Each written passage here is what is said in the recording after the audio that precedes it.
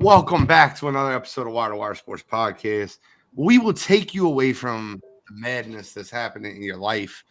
No politics, just sports. We're going to break down the full sports breakdown, MLB, NFL, trivia, college football, college basketball.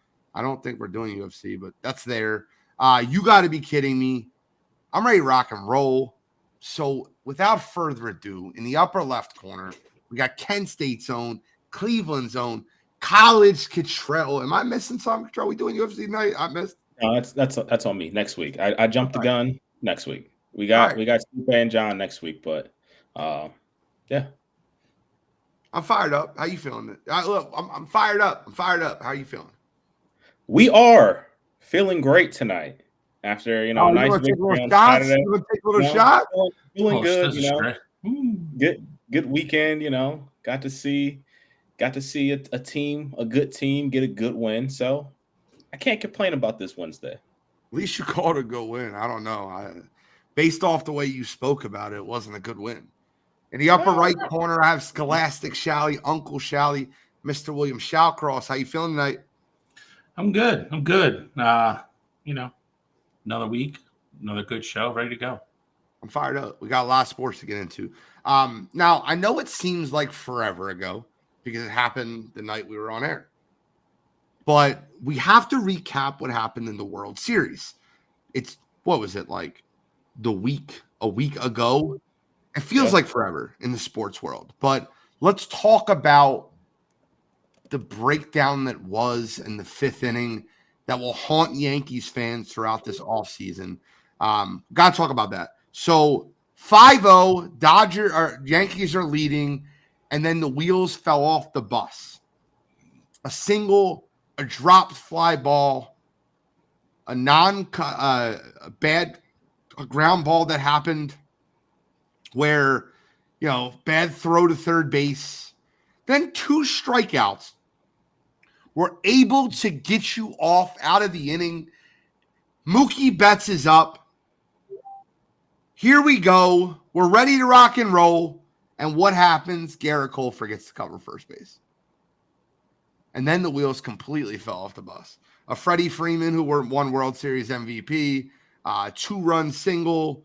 Then Teoscar Hernandez with a double for 2 more runs to score. And all of a sudden, it is 5-5, and there's a new ball game. And with that momentum, the Dodgers went on to win the series 4-1, winning 2 games in New York and 2 games in Los Angeles. Shally, I want to start with you. How epic of a collapse after the Yankees. That was really poor fundamentals. I think actually, if I'm being completely honest, I think they're getting a little bit of a break of how historically bad that really was. I know everybody is familiar, obviously, with the infamous, Bill Buckner played first base. This stuff is right up there. And the fact that multiple things happen in the same inning is crazy. You mentioned Aaron Judge took his eye off the ball for a split second, drops fly ball. You've heard me say it on the show before.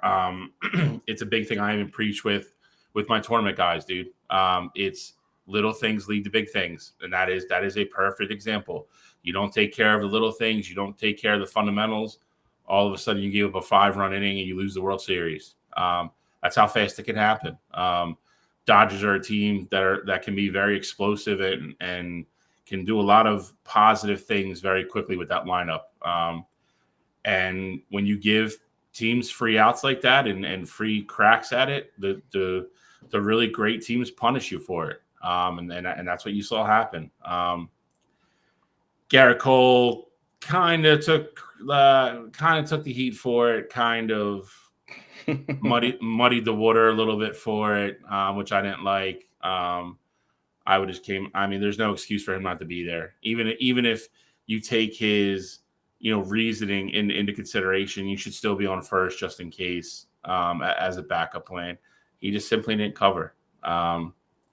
There's no excuse for it. There's no excuse for it in that situation at all. You got to take that one on the chin. And on top of that, it's just If you're a Yankees fan, I'm sure it's maddening. You're probably still not over it. I wouldn't be if the Phillies did that. But it's part of baseball. You got to play.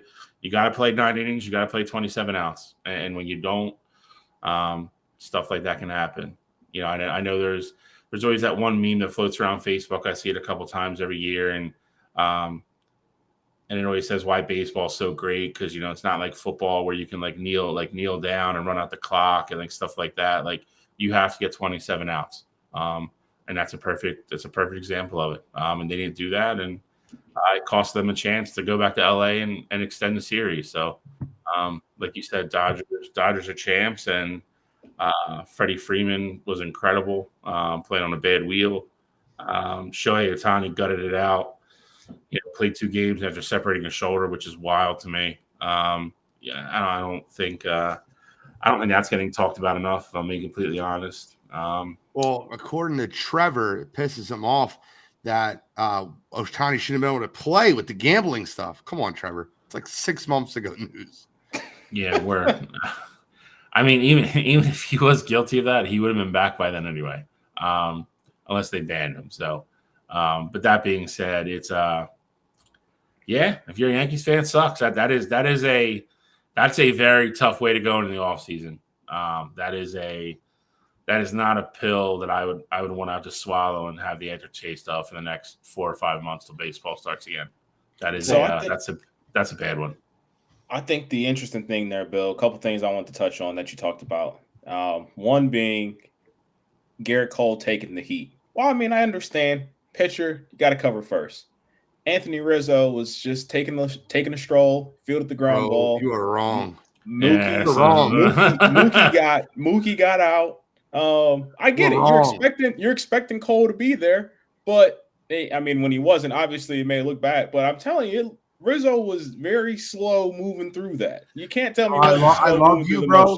Hold on, I love you. You can't tell me he wasn't slow moving through the motions. You could tell you've never played first base before. I'm telling you right now, when a right-handed batter hits a cue shot off the end of the bat to first base, the spin and the English on that baseball is absolutely insane. And for Anthony Rizzo to be able to have to make sure that ball doesn't move on, dude, watch the slow-mo replay of this ball. It's spinning insane. Granted, Anthony Rizzo makes the play on the ball. The pitcher has to be there. He has no other place on the field to be. I'll make it even easier for you, Cacciolo. Pitchers, when they get to spring training, the first couple days most of the time before they even throw or do side sessions, the first thing they do and part of their conditioning is they all get in a big line behind the mound. They fake like they're throwing a pitch to home plate, and one of the coaches rolls the ball to first base, and they run over and practice covering first. It is literally the first thing they do every single year in spring training. Every year. There is no excuse for him not to be there. None whatsoever. I'm not giving him the out. I'm saying Rizzo got the ball, and I get it. You're expecting your pitcher to be there. It almost felt like he didn't even look at first. He was like, oh, I got the ground ball. We're good. I'm just saying, I feel like there needs to be more conversation about both. I get it. Cola is the guy. It is his fault, but there needs to be more conversation about looked like lack of effort there from Rizzo. That's all I'm saying. Oh, man. I completely disagree with you, man. That's all I'm saying. What's the first step, man? What's the first step in a wide receiver is catching the football? What's the first step is fielding the ground ball before you move.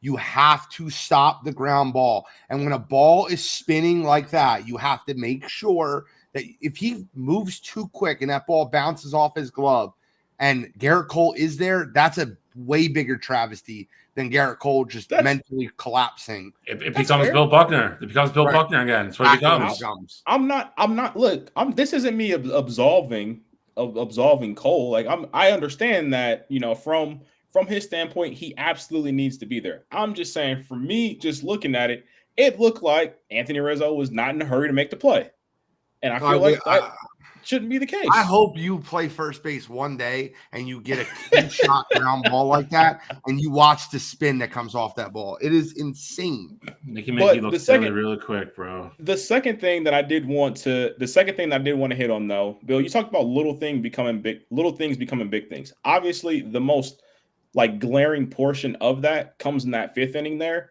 But to me, I look at it more so in the top of the 8th, how the Dodgers were able to manufacture 2 runs to ultimately give them the lead there. They're down 6-5. They got a couple guys on. Gavin Lux hit a sacrifice fly to ultimately tie the game, and then Mookie Betts hit a sac fly to put them ahead. It's quite literally the little things getting guys moved over. Obviously, there was a couple walks in there as well, but infield singles, just hustling. The Dodgers literally did the little things right, and that's why they ultimately won the baseball game. Gavin Lux could have got up there and said, hey, I want to be a hero. I want to hit a home run. Freddie hit the grand slam in game 1. I want to go try to hit a grand slam as well.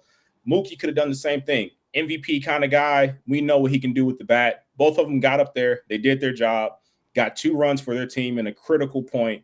And ultimately, that's the reason why they won the baseball game. So I did want to harp on, just saying those little things definitely matter. Of course, it mattered in the 5th, but I wanted to highlight what it did in that 8th inning to actually give them the lead and ultimately push them to win the baseball game. 100%. And, before we wrap up baseball talk, I do want to talk about after the game. Juan Soto spoke to the media, and he made it very clear to anyone that will listen. I am a free agent, and every team has a shot at me. I am giving no hometown discounts. I am giving no home loyalty to the New York fan base. I told every team this. That's why I've been traded, and I am going to go to who pays me the most.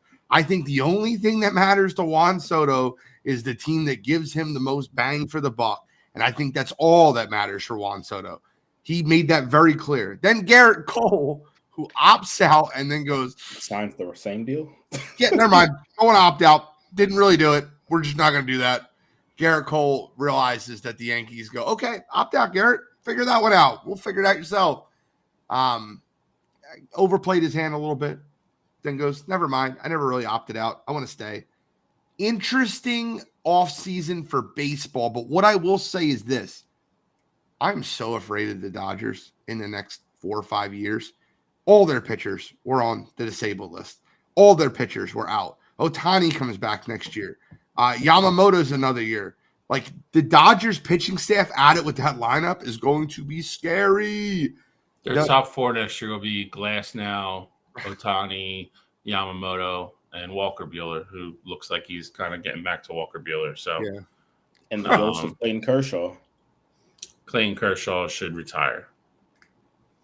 He's not going to get a better moment to walk away. He won the ring. He won another ring. He is the greatest pitcher in the history of that franchise. Arguably, but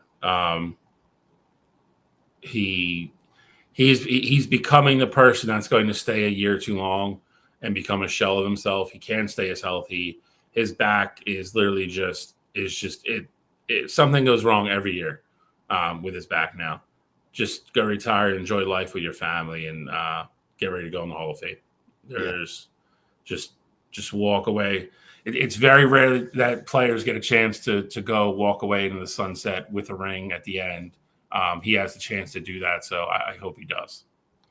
The only reason why I think he wouldn't is because with him really not playing, I feel like he would want to go out on his own terms. Just seems like the kind of guy he would be. And I don't know if riding the pine, granted, I know he's injured, but riding the pine, watching everybody else perform, I don't know if that's how he'd want to go out. Chris, I just want to completely disagree with you on that. I said the same thing to Cottrell. It's not a lack of effort on Anthony Rizzo. But Trevor, I also can't post that comment, but I appreciate the comment in the chat. But anything else baseball? We got a lot to get into tonight. No, I mean, free agency is going to be fun. Obviously it's going to be headlined by the Juan Soto thing. I'm curious to see how long that drags out because it's going to be a big number. I'm curious to see where he goes. I'm curious to see, I know he said you know, he wants the most money, yada, yada, yada. He is going to have to factor winning into that at some point. So I'm curious to see, depending on where he ends up, how much. Like I would be, I would be shocked if he actually signs with the highest offer, unless the highest offer is a team that is already like ready to go. I think he's making a mistake too. He said that he's going to take his time in free agent. I think it's a huge mistake. I think what he needs to do is he needs to put his number out there, what he wants, Yep. and allow a team to sign him for that number. Because what good teams do, any good team does, they're not waiting to January to sign a $700 million player.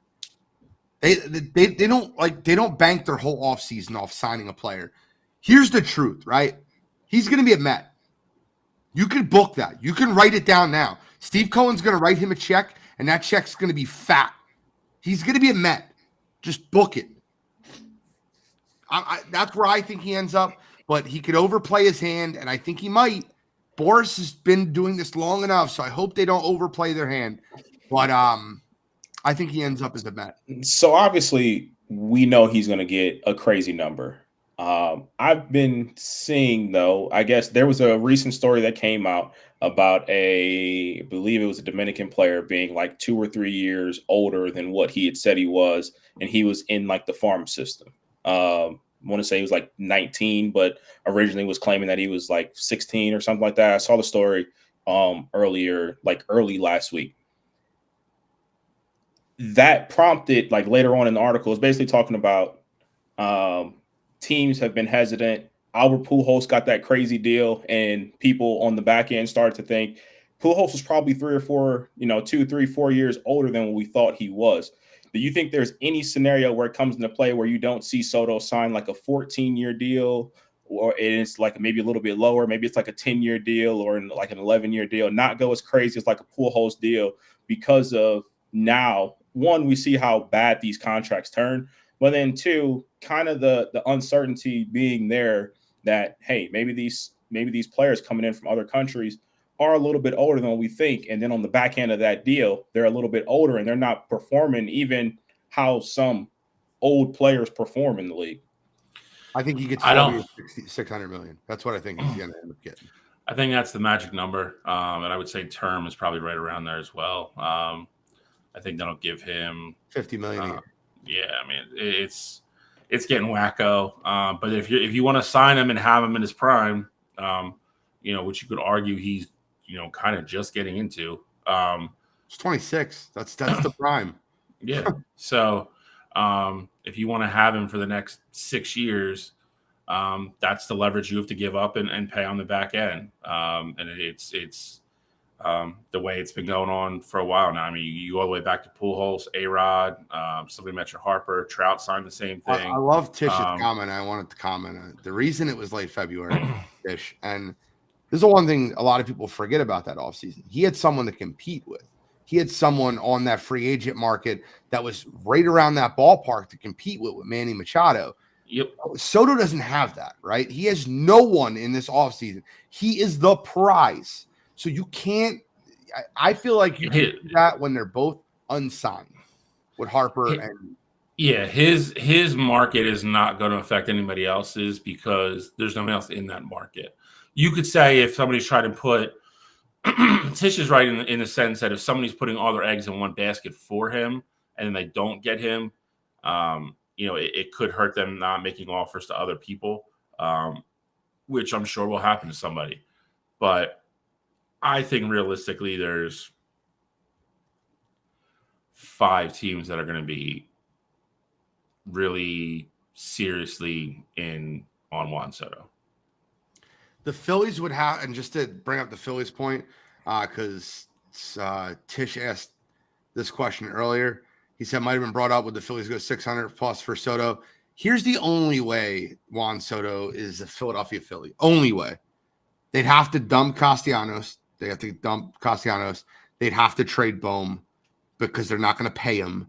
So the only way that happens is the Phillies would have to move on from 2 to 3, and they'd have to not re-sign Schwarber because you have to keep that DH spot open for Harper to miss days and not play every day at first base. So if you want to sign Juan Soto, that's fine. Just understand you're losing 2 to 3 of those guys in that lineup to do that. I don't agree with that. I'll bet you the Philadelphia Phillies do not sign Juan Soto. I'm not saying they sign him. I'm saying the only part about that I 100% agree with you on is they would have to trade Casty, because that's naturally where he's going to go. So you're not going to carry an extra 20, 25, whatever he makes in that position. You don't have to get rid of Bohm because you don't have to pay Bohm yet. They still have they have next year, then they have 2 years of arbitration. They're in no rush to pay Alec Bohm whatsoever. So that I completely disagree with you. You're getting Alec Bohm. The only rush is Aiden Miller's about to be ready. Aiden Miller had an okay year in Double-A. There's no 100% rush to send him there, and you're unless you're going to tell me he's going to bat 300 and give you 90 some RBIs. There's no guarantee he's even he plays third base for the Phillies. So you're in no rush with Alec Bohm whatsoever. Schwarber becomes the difficult part. But then again, it's really not. Like Juan Soto's a guy who's going to play outfield 145 games a year if he's healthy. So, I mean, you're really not messing anything. Not playing very well. It's the truth. I mean, okay, that's fine. But how good of a defender is Castellanos? No, he's not good. Well, it's funny. He's very good in games he's in tune with. That's not a joke, right? Castellanos also admits this, that he is drifty during games during the 162 game season. But during the playoffs, I don't remember him making an error. I'm not saying he's going to make an error, but like I think people look at him and they're like, oh, he makes hustle plays. And he plays above his head, and that's not true. He makes plays, he makes good plays, but there's plays he's diving for that other people don't have to dive for. They just get there, and that's what you have to keep in mind. Playing right field in Citizens Bank Park is not that hard. No, it's small. So I promise you, for all the moonshots that Juan Soto would hit into the second and third deck like Bryce, I'll deal with his defense in right field. Out of curiosity, why was Juan Soto up for a Gold Glove then? If defense is as bad as you, not a good defender. Listen. Gold Glove has turned into. Listen. I'm just asking. I'm just asking because they could have been awful. They look at errors, and he doesn't make a lot of errors because he's lazy to the ball. They don't. Yeah, the Rawlings that's included with who names the Gold Glove winners. They use a very archaic formula, and for instance. To go back to the Nick Castellanos thing, you could watch him play, and if you really know baseball and compare him to other guys, like for instance, Brandon Marsh was nominated for a Gold Glove. If you watch him and Nick Castellanos play defense, like to Gene's point, at the end of the year, you'll be like, oh, like Castellanos only had like 2 more errors than Brandon Marsh. Like he's got to be really good. No, Brandon Marsh is making so many plays that Nick Castellanos would be like, I'll just go pick that up off the wall. The problem is Rawlings doesn't use a lot of advanced metrics and analytics to factor in that type of stuff. They're looking at too many black and white numbers and picking people off of that. Like Derek Jeter is a perfect example. At the end of his career, he wasn't making a ton of errors, and a lot of people would say, oh, he still don't lead to shortstop. No, because if you look at his advanced analytics, he was covering so much less ground than even the average shortstop in Major League Baseball. It was ridiculous. But, I mean, you obviously just weren't going to not play him there because of who he was, and that's fine. But defensive analytics and metrics have come a long, long way in the last 10 to 15 years. If you ever want a full breakdown of defense, I'm serious. Baseball Savant, just type it in Google and type in the player you want, and they'll give you a full breakdown of like everything from their arm value to like what they can get to as far as their range. Like, I'm serious. Like, look at the real analytics of their defense, because just because a guy can catch a fly ball that's hit to him or doesn't drop a ground ball or line drive that's hit at him does not mean he's a great defender. Yep, there you go, my man. Yep. It's true. And they factor everything in. They factor in range, like Gene said, range, arm velocity, wear and tear. It's everything. It's everything that you could possibly want to look at for somebody defensively. it is the best. I actually just looked it up just for fun. He's at a 14 as far as range. That's almost last in Major League Baseball among outfielders. That's not like a joke. It's not. And again, 100. and you give him credit because he does more than often than not. He actually makes the plays, but he's hustling and having to dive because his range is so minimal compared to like you look at a guy like Brandon Marsh. He would just read the ball correctly right off the bat, run in, catch the ball at his chest, and then run into the dugout. Like that's the difference between the two. All right, guys, got to wrap up baseball. Obviously, talk more come everything that's going on with free agency. We'll get more into baseball. Let's wrap it up here.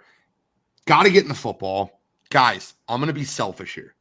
I'm not very often selfish on this show as far as what we talk about NFL. It to me is a national story. It might not be a national story to Cottrell. Cottrell might think I'm crazy. He might think I'm a crybaby for bringing this up. I have never, and I mean this, never hated a coach that's 6-2 of an NFL team before like this in my life. I watched the Philadelphia Eagles Jacksonville Jaguars game, and I'm serious when I say this. It's brutal. I don't even know why I put myself through, and I think it's because I'm a really passionate fan, but I don't know why I put myself through this. Watching the Eagles win a football game isn't even fun for me anymore. It's almost like it's just gut-wrenching. There's like a sliver. Oh, great, a football game. And then we start off really well, and then it's just torture and torture and torture. I'm like, oh, great, we won. Like that's happened now 3 times to me. It's happened versus the Browns. It's happened versus the Jaguars. It's happened versus the Saints. It's torturous to watch the Eagles win football games. It happened versus the Green Bay Packers 4 times. They have 6 wins. It is so bad that Nick Sirianni, and it's like almost like Nick Sirianni wants to prove and put his like stamp on this team. I need to ask you a question, Cottrell. I understand people are about analytics, and that's fine. What's the difference between 17 and 18 points? What's the difference if you're up 17 points or 18 points? Seriously, I'm not like in reality, nothing. Nothing at all, right? Now, I'm going to ask you another question. What's the difference between being up 16 points and 17 points? A whole possession. A whole possession of football. This moron wants to run tush push up 16-0 to go to 18. What are we doing? And then he starts chasing points. He gets in this, oh, well, I missed the first 2-point conversion. I'm going to go for the second 2-point conversion to go from 23 to 24, which makes no freaking sense. I don't care. It's not, when you're up 22 points, 23 points and 24 points are irrelevant. There's still 3 scores. You don't need to go wild and stupid. Am I right or am I right? No need to go for 2 there. I mean, team would have to still get two out of the 3 possessions, 2-point conversions. So the 4th down calls, the 4th down and 3, and then the one that drove me the most crazy the whole night. The whole night. It drove me the most crazy. They're up 22. At one point, they're up 22 to 16. They have the ball. It's 4th and 1 on the 26-yard line. I'll give you the exact play. The exact play. They get stopped on 4th down. They hustle up to the line. They're going to tush push it and try to get the first down. They're up 6 friggin' points, Cottrell. 6. What do? They ran a rollout bootleg where the guy drops back 8 yards to throw the ball away on 4th down when you could have kicked the field goal and went up 9 points. Cottrell, what is the difference between 6 points and 9 points? 2 possessions. I am outraged. I've never, ever watched a team bail out a coach. And like this guy like is walking around like, well, when it works, it works. And when it doesn't, it doesn't. You moron. You were up 22 points. They're ready to pack their bags and go home. They're ready to quit. And you keep allowing them to You know what happens when you go for a 2-point conversion and a team stops it? What do you think happens there? It gives momentum to the other team.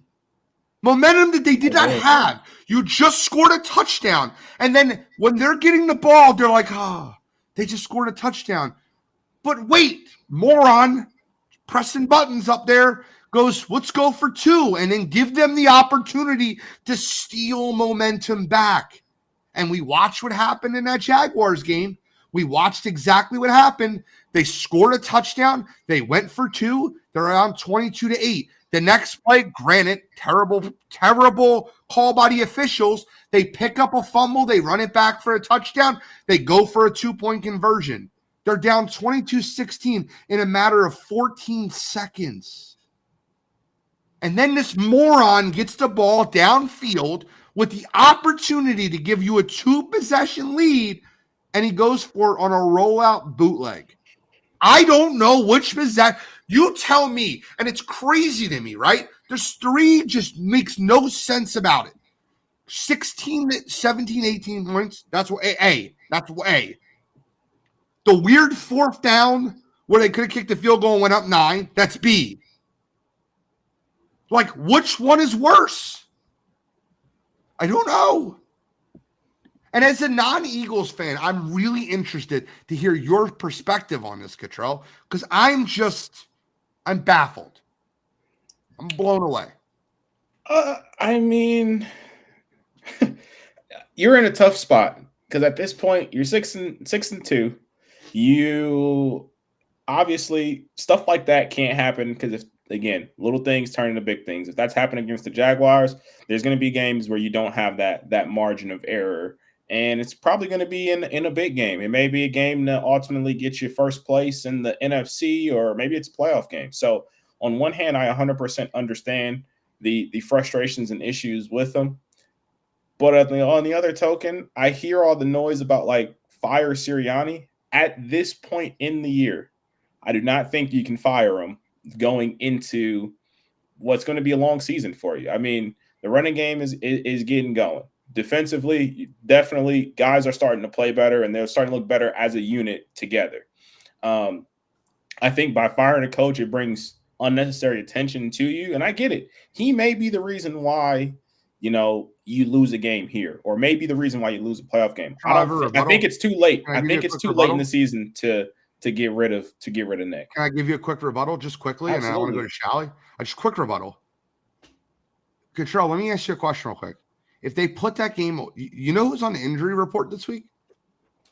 AJ Brown. Nope. AJ Brown's on the injury report because he got hurt when it was 10-0. Do you know who else is on the injury report this week? Who? Saquon Barkley. And do you know how many times Saquon Barkley had to carry the ball or touch the ball in that game? 30. If they take the points and they put Jacksonville away and you can rest Saquon Barkley and not feed him 30 friggin' times and have him have all these extra yards down the stretch to get them to win the football game, do you think that would have been helpful going into Dallas week to be able to rest Saquon Barkley and not give him 30 touches? I was hoping, and I'm not kidding. And Shally, I'd love to hear your opinion. I was hoping that we would be the first team ever to fire a coach after a win and being 6-2. I was hoping for it. I wanted that. I blame Saquon Barkley being on the injured report this week on Nick Sirianni. Well, I mean, good news is I know it's Dallas week, but you lose this game, then maybe you have the conversations about him getting fired because Dak being hurt and CD being hurt, you find a way to lose this. I mean, maybe it is time to go. Shally. I mean, I called for him to be fired during the bye week after we won. Yeah, correct. There's so much to unpack. To your point, he becomes. I'll tell you what he becomes. He becomes, and Gene's probably seen this. Cottrell might have too. I don't know. I mean, I have him. He becomes the bad poker player at the table that loses a hand and then sits there and keeps rebuying and chasing money for the rest of the night. That's what he is. It didn't cost him this week. They still won the game. And to your point, it can keep going, and if he keeps getting away with it, that's all going to be good, good and well. It's still infuriating. I don't think the players like it. But on top of that, I promise you, when you are literally playing, roulette or craps or whatever at that point, you're playing the odds. Eventually, they're going to go the other way, and it's going to cost you a football game. I couldn't even tell you what would have happened if that was a playoff game and we somehow lost that football game. Oh man, they would have to barricade that man in the stadium until they got everybody out of the parking lot. Like it's not. It's funny because we're making light of it, but it's really not funny. Like you're talking about winning and losing in a league where literally every week matters. This isn't baseball where you play 162 games. You're like, called hit and run there. It was probably against the odds, and we got caught. We lost the game. No big deal. No, and you're playing in a division now with a team that you weren't expecting to be competing against, who's still a game ahead of you. So yeah, we can be happy Dallas is falling apart, and like you said, we're playing them this week, and Dak's definitely out. It doesn't look like CD's going to play.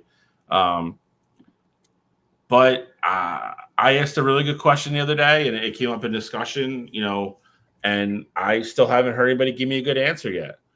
You look at all the elite coaches in the NFL, head coaches, they bring something to their team. What does Nick Sirianni do for the Eagles? He's not calling the offense anymore. It's completely Kellen Moore, who you could absolutely 100% tell that Nick Sirianni is not meddling in anymore the way they've looked the last 3 weeks. Vic Fangio finally has that defense playing the way he wants to. Nick Sirianni has nothing to do with that unit whatsoever. What does he bring to the table that you just look at and go, I have to keep him as my head coach? You look at all the elite coaches. We now, I think for lack of, for lack of time and sake of argument, I think you would agree that the Eagles have 2 top 10 coordinators on both sides of the ball, respectively. I think it's a fair statement.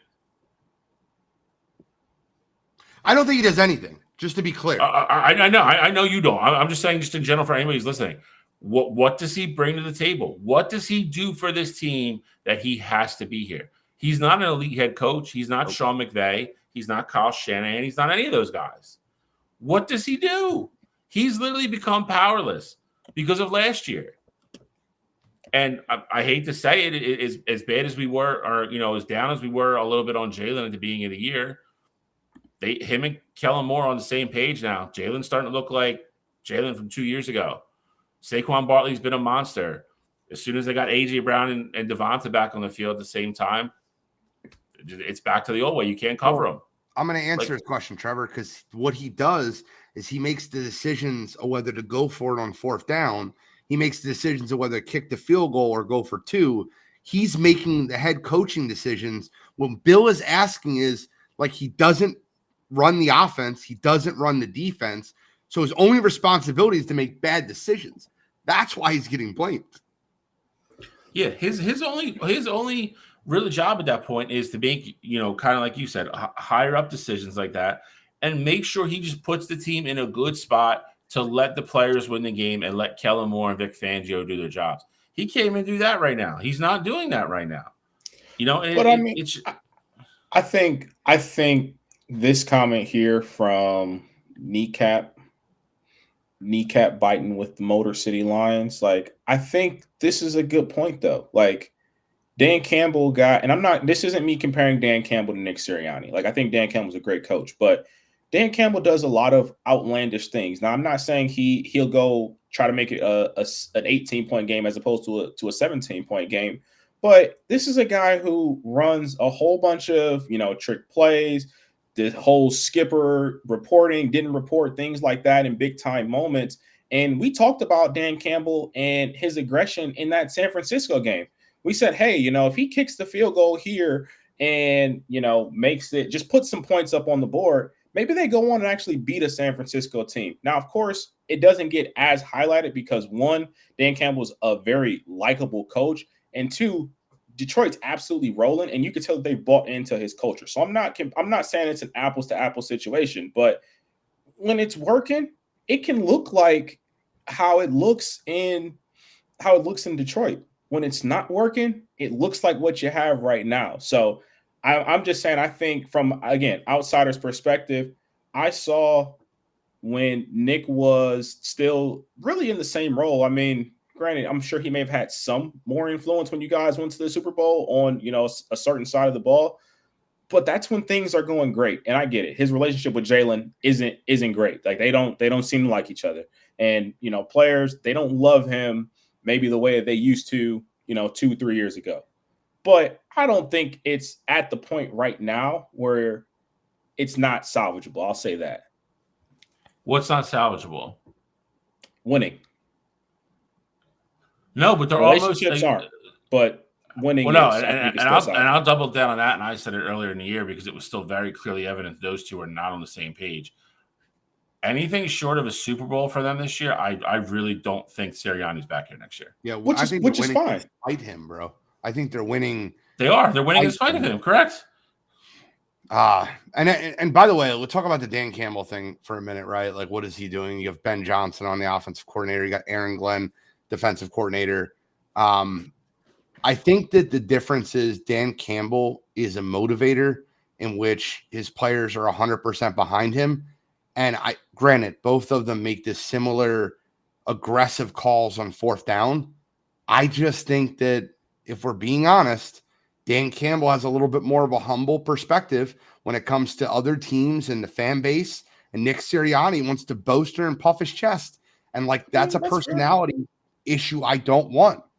But I don't want to. We have a show tomorrow night, Birds Deep. We'll break down the full Eagles. But I need to ask the question. Now, last week on this show, I said that the Carolina Panthers are going to beat the New Orleans Saints and they're going to fire Dennis Allen the next day. That New Orleans Saints team has quit. They quit. Well, what happened Sunday was the Carolina Panthers and Bryce Young beat the New Orleans Saints and Dennis Allen. I want to revisit a conversation that we had in week 3 of the NFL season before the Eagles played the Saints, in which Cottrell 2 weeks in a row asked on Overreaction Monday, are the New Orleans Saints a playoff team? And argued with me. And I'm like, they're not that good. They're not good. Whoa. Don't you dare. Don't you dare. Because when they came back up the second time, I said, again, overreaction. Are the New Orleans Saints a playoff team? You said, well, that's not what you said the first time. You said it was in the division. I said, no, the question was, are they going to make the playoffs? And you said at the time, well, they're going to make the playoffs, but I still don't think they're that good, is what you said. I said they could make the playoffs, but they're not that good. Yeah. So okay. I'm just saying, don't start arguing with the death to you. I didn't predict them to make the playoffs. You were picking them to be number 1 seed in the NFC after week 2. I didn't pick them to make the playoffs in preseason predictions. Kidding with you. But now they've lost 7 straight. Now they're a laughing stock. Are we correct here? Yeah. You lose to the Panthers, yes, absolutely. I think that, Dennis, I think it's funny. You say something, bunch of coaches, first coach getting fired. The other team, the Raiders, fired a bunch of coaches. Offense coordinator Luke Getsy, who I don't know how got a second job. I really don't know how after what he did with Justin Fields in Chicago. Don't know how Luke Getsy got another job in Oakland or Las Vegas, sorry. But the Raiders fired some offensive personnel. I'm telling you right now, Antonio Pierce is going to be a one-and-done guy again, and Vegas is going to be – he will not even have a shred of what they gave Josh McDaniels as far as leeway. I don't know if he'll be one and done only because they simply only gave him a 2-year deal. And honestly, I don't know how much Mark Davis does know or does not know about football, but until they get him a quarterback, you can't really evaluate what he is as a coach anyway. 100%. They benched Gardner Minshew 4 times. 4 times they benched their quarterback. Them bringing in Norv Turner to be like a special assistant. Granted, I mean, very old mind, but I think them bringing him in, I don't want to say it's like a learning thing for Antonio Pierce, but it almost feels like they're going to give him the opportunity to try and figure it out. You bring in Norv Turner, like, hey, learn from this guy. Norv Turner's offenses used to be phenomenal while he was coaching. Pick his brain, get some of his schemes in, in the offseason, obviously we got to figure out an offensive coordinator. We got to figure out the right guy to run the scheme. But Norv is a guy where you can literally talk to. He's going to be in the building day in, day out.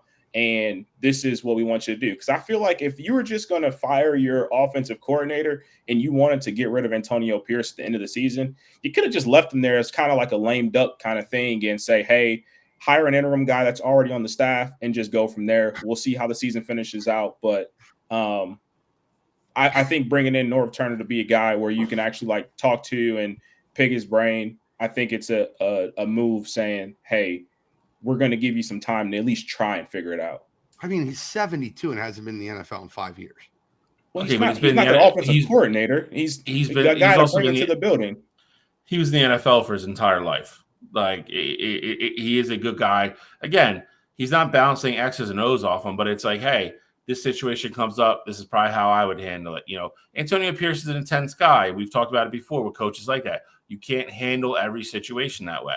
It's him kind of learning the nuances and little things that he could pick up off Norv Turner. Again, it's not going to hurt anything. He's, like I said, Norv Turner's not out there with a headset on Sunday calling offense or defense. It's behind the scenes stuff, like, how to deal with guys, if this situation comes up, if this comes up, do it this way. Does Chase have revisionist history here? Like, are we just going to sit here and act like the Chargers didn't have a prolific offense while Norv Turner was there? I get it, they didn't win, but I mean, let's be honest with ourselves here. Norv Turner crafted some really good offenses with the Chargers. Yeah, I mean, he did in 2007 to 2012, and he was 10 games below 500 when he was there. It's like, let's not pretend Norv Turner just being a again. We're not asking him to coach. That's not what he's doing. Exactly. When you're in the NFL as long as you are, I can't sit up here and be like, a guy who Antonio Pierce is a former player. I'm not gonna, just shit on his resume, but guy who literally has 50 years of NFL experience, like, I'm not gonna just brush that off because the guy was 10 games under 500 with the team. Like, that wouldn't make sense. You have to bring in guys that are smarter than you. And in this case, Norv Turner is that guy. All right. Well, we'll find out a little bit more coming in these upcoming weeks. We had some fun games that happened this past week. The Jets got a win over the Houston Texans on Thursday night. A lot of fun games that happened. But the game that I guess that was the most fun to watch, or the game that I guess brought me the most excitement, and maybe it's just me, was the Chiefs Buccaneers on Monday Night Football.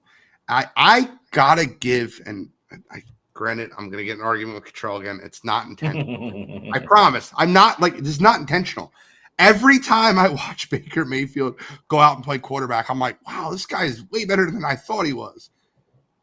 He played really good again versus the top defense in the NFL. And without his top two wide receivers, without Mike Evans, without Chris Godwin. And he led them on a drive at the end of the game that tied the game. The only reason I bring this up, right, and the only reason I bring up this specific game is because have we not learned that we don't want to go to overtime with the Chiefs? You're on the road. You just drove down the field. You just scored a touchdown. There's 27 seconds left on the clock. Why not go for two there? Am I out of my mind thinking it would be a better opportunity to win the game by going for two there than taking your chances in overtime with Patrick Mahomes and never seeing the ball one time because he just walked downfield? By the way, I'm super glad that he didn't go for two because I won 3 fantasy leagues on that Kareem Hunt touchdown, which is great. I'm happy for it. But, should they have not went for two there? I think you go for two there. I think you have them, on the proverbial ropes at that point. And to your point, you can't guarantee that you're going to see the ball in overtime, and you can't guarantee you're going to win the coin toss. I mean, everybody's seen the reaction probably already. He calls it, and he gets it wrong, and he just literally just tilts his head back and rolls his eyes back. At that point, I would have shook Patrick Mahomes' hand right there and be like, "Good game, bud," and just went back to sign. You're not coming back on the field. You're not. Seen it. You're just seeing it too many times. That dude is as good as it gets under pressure than anybody who's ever played the game of football at the quarterback position. Doesn't make bad plays. Doesn't put the ball, really usually in harm's way. I think you have to take your chance and go for two because at that point, if you do, you're giving him 20 seconds, and he's still got to go. I would still say I think they had all 3 timeouts. Did they not? The Chiefs? I think they did at that point. I don't know how many timeouts they had left. I just know it was a great. I think they did. I think they did. So, and when they scored, I was just like, you got to go for 2 here. Like, have to go for 2. And like, granted, I understand, Chase, what you're saying. You're a Chiefs fan, and don't take this the wrong way, but any other team that plays you guys, we're thinking you have to win the football game. You know why Doug Peterson, and look, I'll give Doug his credit. He's going to get fired from Jacksonville. But you know why Doug Peterson is so beloved in Philadelphia? Shocked he hasn't yet. But because you went, well, that's fine. But you went toe-to-toe with the dynasty, and you walked into that game not saying, I'm not playing this game safe. I'm playing this game to win the Super Bowl, and went out and beat the Patriots. And that was the only way you were beating Tom Brady that day. Tom Brady threw for 500 yards that day. Yeah, Charlie, I know you're shaking your head. No. It's not that. I'm the Chase saying if they went for 2 and didn't get it, the media would be crucifying Bowles. Look, for me, this is a very simple concept. If you're playing well at home and your defense is playing well, and you are at home, you kick the extra point and you play for overtime. When you are on the road, you go for 2 every single time. You don't want to get into this battle of, especially against the Chiefs. You don't want to get into this battle of playing this momentum game back and forth. The other team, if they get the ball, especially if it's the Chiefs and Patrick Mahomes, they're taking it down the score. And the way that the Bucs offense was moving, I don't know, even if you let's say you go to overtime, hypothetically here, you go to overtime, you get that stop, and your offense goes out there, or you get the ball first. Are you trusting like that offense in that moment to go down and get 7 points? Because if you put up 3, the Chiefs are going to get the ball and still go score a touchdown. So it's literally touchdown or bust in overtime. So in that moment, for me, I take my shot getting 2 yards as opposed to potentially winning a coin toss, getting either driving down, getting a touchdown, or getting a stop on that Kansas City offense, knowing that if they score a touchdown, they win the football game. Because obviously it didn't come to it really in that overtime, but I got a feeling if it got down to like 4th down, it feels like a 4th and 1, 4th and 2, and they were at like the 45, 50, they weren't punting the ball. They weren't giving the ball back to that Buccaneers offense. So you literally have to stop the best quarterback in the world and, an undefeated Chiefs team from like 4 downs to get off the field. And I just think your odds are better getting 2 yards than doing that in overtime. Completely agree with you. I completely agree with you. Guys, we got a fun slate of games this week. As usual, we're not going to break down all the games. We're going to go over just a couple. If you want a full slate of NFL football, Sideline to Sideline is tomorrow night. We'll give you all NFL and give you a breakdown of nothing but NFL. But we got a big football game to talk about this week. Couple things you got to really just kind of bring up. I want to quickly bring up the return of Christian McCaffrey. The San Francisco 49ers coming off the bye. What's Christian's role? Do you think Christian walks in and gets 20 carries? Do you think he's in a timeshare, a little bit of a ease him back in? How do the 49ers look with Christian McCaffrey? I think it's somewhere between, if I'm being honest. I mean, everything that is coming out is he's been running full speed. It's pointing to him playing for everything I've read anyway. He's playing. Yeah, I don't think you go back to. I don't think he has 35 touches Sunday. I think Mason has proven he is very capable of kind of being a very high-end backup at this point. So I do think you ease him in a little bit. I still think he probably has. I think he probably still gets 20 touches. Okay. I mean, listen, they're unfortunately too. I mean, they're not at the point where it's different if they're sitting there 6-2 and they're like, all right, we can ease them back. Like they got to start winning football games. So I think they go. I think he starts. I think he plays well. I think Kyle Shanahan is probably ecstatic to get him back.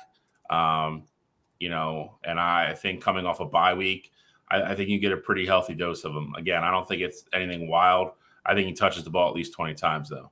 Oh, man, we're about a 2-man show. No, he'll be back. He'll be right back. He's got a little delay on the voice. But, look, you talk about with Christian McCaffrey. I think that as a whole, I think we'll really we'll see a full breakdown, a full helping of Christian McCaffrey this week. I think they need to win. I think they're in a position where they're battling for the division. That San Francisco 49ers team had so much hype going into the season, and for them to be where they're at, they're going to start having to rely on Christian McCaffrey a lot more, just like they were last year, but maybe not 30 touches, but a lot. Another huge game this week. Another huge control. By the way, I didn't want to miss. Oh, sorry. No, I was going to say, I don't think, even if he does play, I know practice reports went out, came out well. He said he was pain free and all that stuff. Even if he does play, I don't think they try to force feed him. I don't think that's the right game to do it. Other issue is Jordan Mason's also banged up. I think he's going to play, but he's been dealing with injuries with his shoulder the past 2-3 weeks. So I think they're going to be smart there. Debo's also banged up. Whole team's really banged up. I do think this is a game that you will ultimately need to win. And you talk about them underperforming, and it sucks that at this point I'd say they're out of the race for the 1 seed, but they're only 1 game back in that division. And there's really not a team that you really trust to go and win the division. The Rams are playing good football now that Cup's back and Puka's back, but do you trust that defense to be there? Do you trust that team to consistently, or they still got to see this 49ers team as well? Do you trust them to beat this 49ers team at full strength? So I still think the 49ers still have everything in front of them, and I think they are starting to get healthier at the right times. But with that said, I don't know if you can rush these guys back in there for just full go. Because, if you're missing C-Mac if he misses 3, 4, 5 more games, depending on when those games are, that's going to be your season. So I think you still kind of slow play it with the division being where it's at. If you're 3 games back in the division, that's one thing. But only being that 1 game. Their schedule does not get easier. Let me ask you a question. Where's the walkthrough in this schedule? San Fran, their walkthrough was earlier in the season. They kind of blew it. At Buccaneers, Seahawks at home, who's battling them for the division, at Green Bay, at Buffalo, at home versus the Bears, I guess. And then they play the Rams again. That's their division rival. Then they play at Miami and then Detroit. And then at the Cardinals. I look at that last 9 games, and I'm not trying to be rude when I say this. I think the 49ers are going to have a problem making the playoffs, let alone winning the division. Those last 9 games are brutal. You think they're going into Buffalo and winning with Josh Allen? I don't know. Are they going into Green Bay? That Green Bay team looks great with Jordan Love. At Miami plays so much different at home than they do on the road. I think that it's a very, very interesting schedule, and I think the Buccaneers game is a game they have to win, especially looking at the way their schedule breaks down. Now, the only game the rest of the way that would give that I don't think that they will win is going to be against the Lions, and that's a home game. I think that could be a toss-up. The Packers are good, Buffalo's good, but I think those are winnable games for San Francisco if they're at full strength. They're all winnable games if they're at full strength, but they're all losable games. You don't. How shocked would you be if they lost at Seattle? How shocked would you be if they lost at Miami? They're home for the Seattle game. Okay, how shocked would you be if they lost at Green Bay? I wouldn't be shocked, but I wouldn't be shocked if they won either. I just feel like there's a lot of really good games in a row. Got to move forward. We're at 8:00. We're going to do trivia shortly. I want to break down one more football game before we get in I'm not getting Eagles, Dallas. It's just not really worth it. Dallas is falling apart. Next week, we're going to talk a little Eagles, Commanders for the division. But Pittsburgh at Washington, 2 division leaders right now. The Pittsburgh Steelers coming off the bye week. The Washington Commanders absolutely just overplaying their hand. They went out and traded for Marshawn Lattimore. Your thoughts on this game? Pittsburgh at Washington. Washington coming off the divisional win versus New York. Pittsburgh coming off the bye. Who do you like in this game, Cottrell? Unless you're picking. For me, I am picking it, but I'll give it away here. I like the Commanders. I think the Commanders are a juggernaut offensively right now, and I think that them going out to get Marshawn Lattimore it's a big move. Now, again, Lattimore is a guy who's been banged up, so I don't know if he's actually going to play this week or not. I haven't seen any official reports on that. He hasn't played the past couple weeks though, but I think the Commanders just have it rolling. I think with this being a home game, I think they get it done. On the flip side of it, I think the Steelers making a move to get Mike Williams is very interesting. Guy that you can have as your number 2 receiver out there on the opposite side of George Pickens. Does a lot of similar things, going to good jump balls, going vertical, things like that. But I think this Steelers offense, and they've had a lot of success running the ball as of late as well. Najee Harris has looked a lot better than what he did earlier on in the year. I just don't see the Steelers offense sustaining the same type of success that they have so far with Russell Wilson being under center. And I think to beat this Commanders team, you got to score 27, 30 points. I mean, they've shown they can put up points against virtually anybody. I know the Bears game was kind of an anomaly there. Jaden Daniels wasn't the healthiest in that game, really didn't even practice all week. So I do think that that's just kind of one of those outlier games. But outside of that, this Commanders offense is going up and down the field versus everybody. So I like the Commanders to win the football game ultimately. Shall we? I'm picking this game as well, and I'm going against Cottrell, apparently. I like Pittsburgh. Defense travels. I don't think Jaden Daniels is going to be 100% healthy this week either. I think, as much as I don't want to say, as much as we chapped him or kind of trashed him, you have to say Russell's looked kind of, he's looked, hesitant to say, but he's looked pretty good since he started playing with Pittsburgh. I don't know how much of Mike Williams you're going to get this week. You mentioned that trade. And on the other side with Lattimore, I don't know if he's going to play either. I think it's a great pickup for Washington in the long run, though.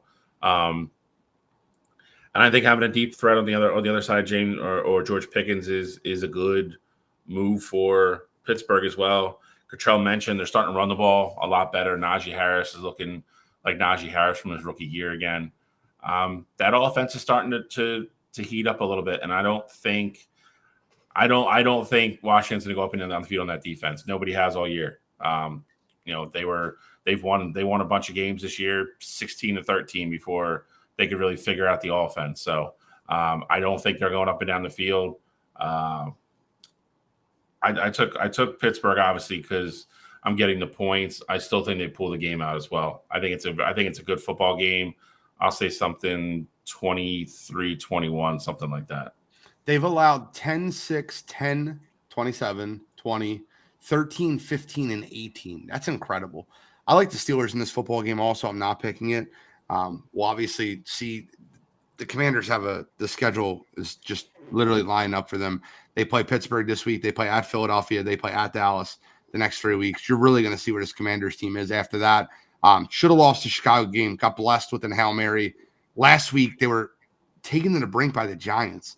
Granted, the Giants are, they play good defense, and it is a division rivalry game. I think we'll find out a lot about the Commanders and Jaden Daniels this week, but I'll take the Steelers. Let's get into NFL Pick'em, and then we'll get into our trivia.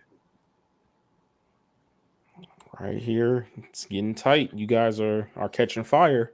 I am back up over 500 after an 0-6 start. Look at you, killing it. I have all ugly games again this week, just all plus money games.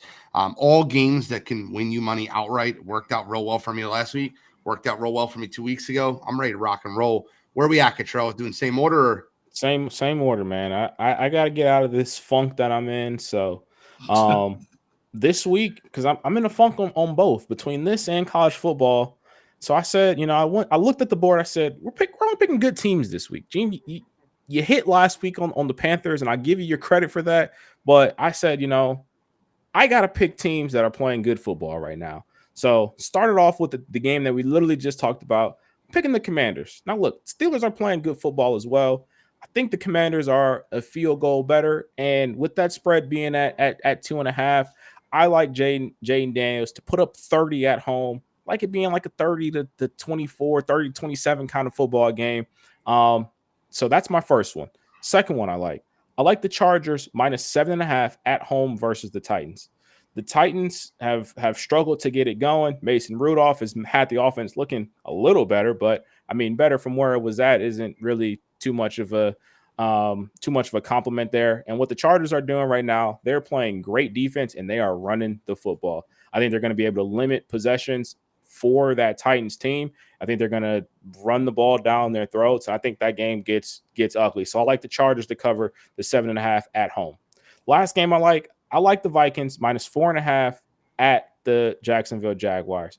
I think this Vikings team is getting healthy as well. Hawkinson came back this past week. So you got Hawkinson, you got Jettis, you got Addison. I think they're going to be able to score the ball. And with that Jacksonville offense, they haven't really been able to get it going as a whole. And defensively, they haven't figured it out. They're playing a lot of bad football. So I like the Vikings to go into Jacksonville and get at least a touchdown when their spread's at 4.5, but I see it being like a touchdown kind of game.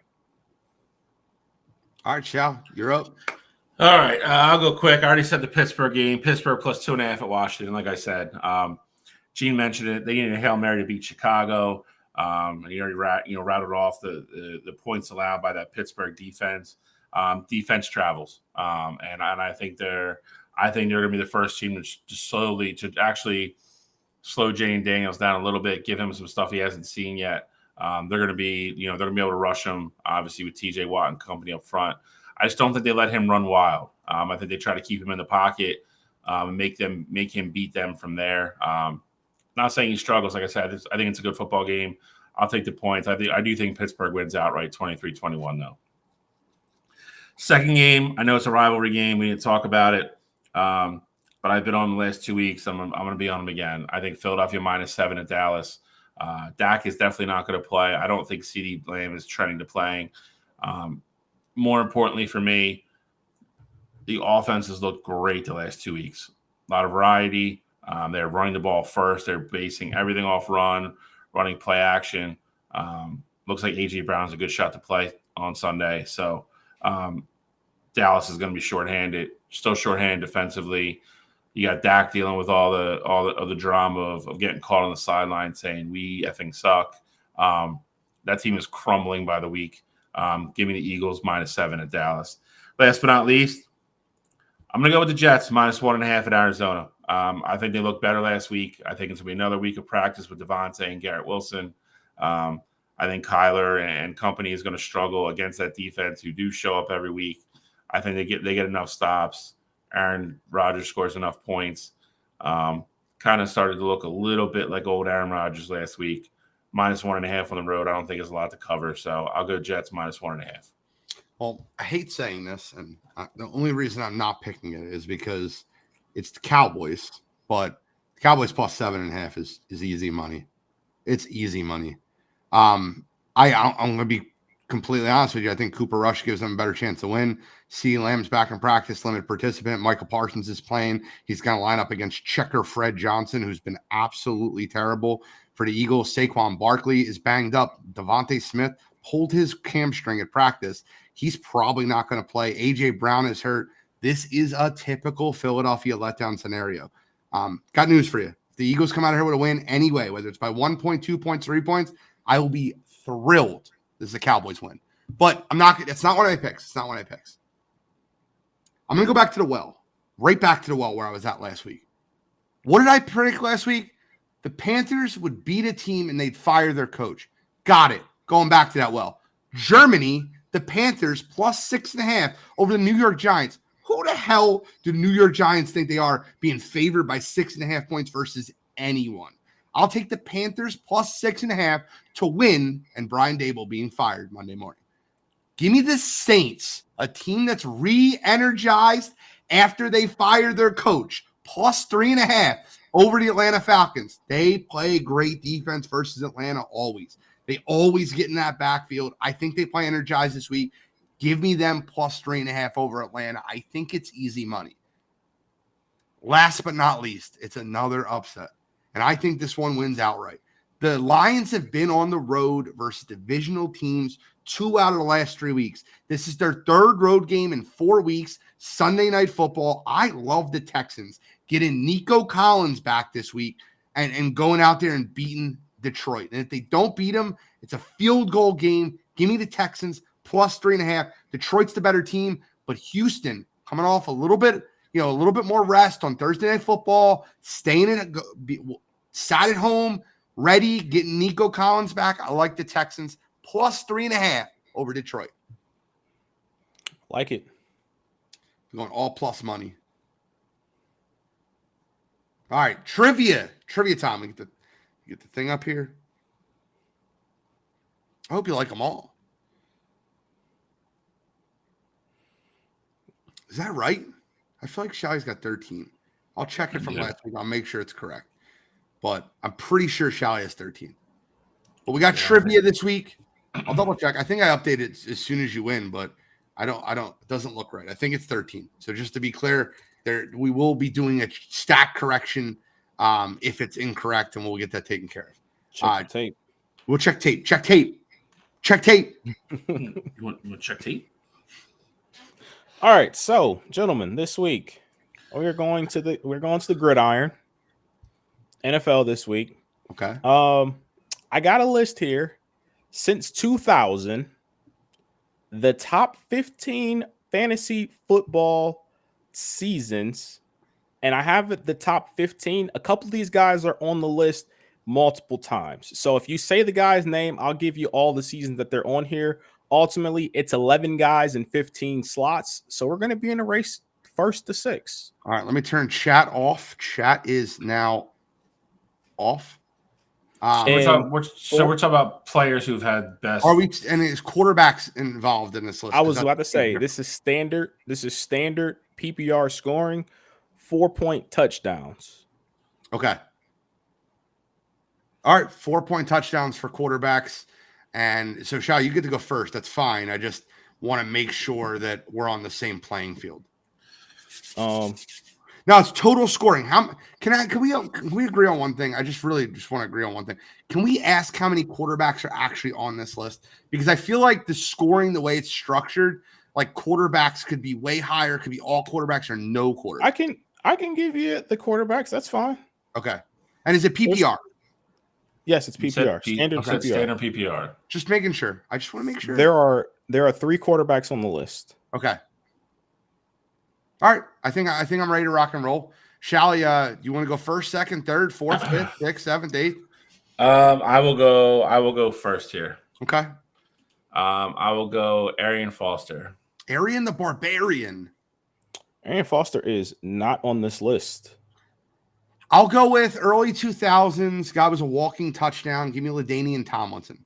LaDainian Tomlinson is number 1 at 481 points in 2006, and also number 5 at 443 points in 2003. So I only get credit for 1, though, right? Correct. Okay. Just 1. Just double checking. I would like to take both. I'll go Aaron Rodgers. Aaron Rodgers is not on this list. All right, I gotta lay up, and it could be one of 2 seasons. He might be on there twice too. Give me Run CMC for his season in Carolina. I think that's actually higher than his season last year was in San Fran, but either way. CMC, number 2 at 471 points. Is that 2019 or last year? 2019. Bro, I'm a fantasy guy. Thank you for hitting my wheelhouse, brother. I have 4 or 5 locked and loaded. I'll go Mahomes. It's a good one. Patrick Mahomes, number 9 at 417.4 and number 10 at 417.1. Well, you said there's 3 quarterbacks in the list, and there's 1 quarterback that had an absolutely remarkable season. Give me the Michael Vick experience. Michael Vick is not on this list. That is so dumb. That can't be real. He had a season that was all right. Okay. Since 2000, you said LT, right? Yeah.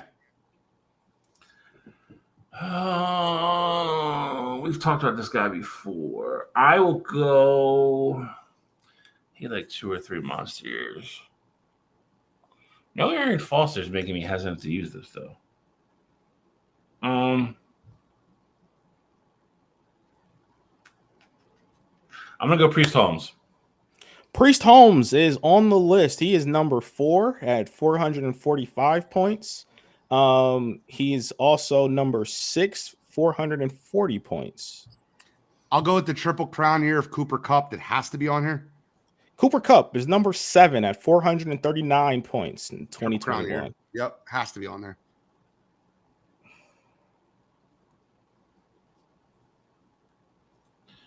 I'm just getting stuck on running backs because back in the early 2000s, they all got the ball like 40 times a game. Was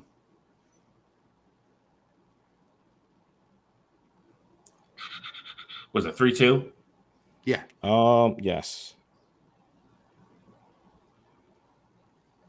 I will go with the greatest show on turf. I will go with Marshall Faulk. Yeah. Marshall 100%. Faulk, number 3 at 459 points in 2000. Marshall Faulk is also number 8 at 419 points in 2001. I'll take. You said there's 3 quarterbacks on this list. If Michael Vick's not on there, the Lamar Jackson MVP season has to be on there. Lamar Jackson is correct. Number 11, 415.7 points in 2019. Got it. So there's 7 going. We've got 2 of the 3 quarterbacks. Yep. Yes, there's 1 quarterback remaining. I think I know exactly which one it is too.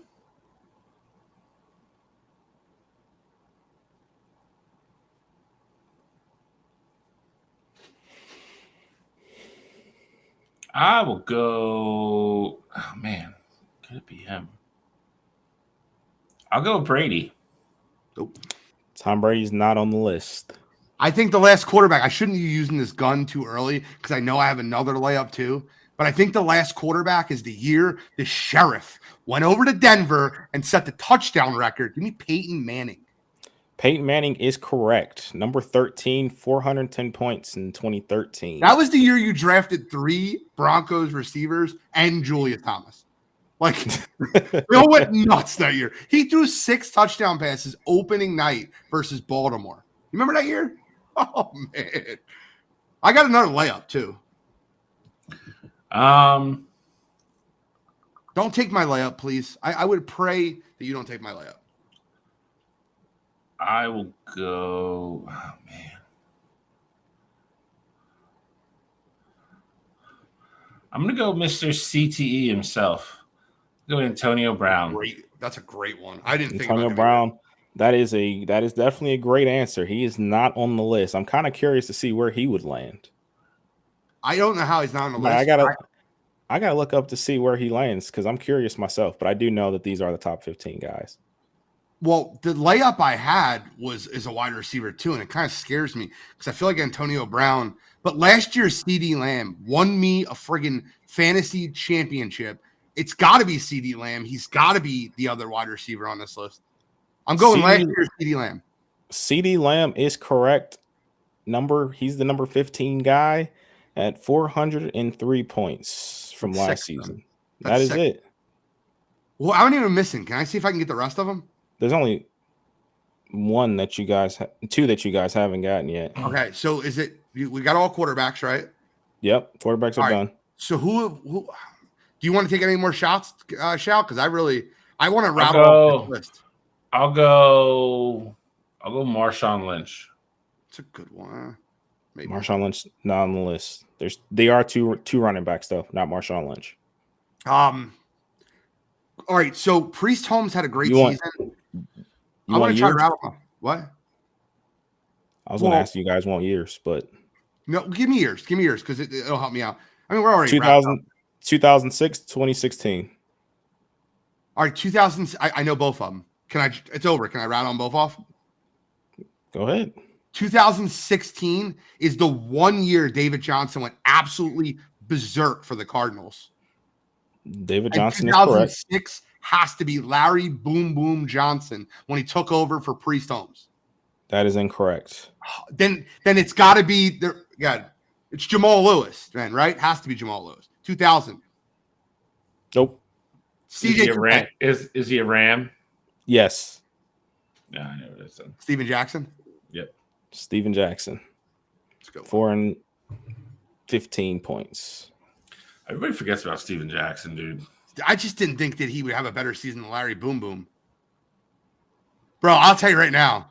That was up my wheelhouse, Kittrell. I appreciate it. I had 10 more waiting. I was ready.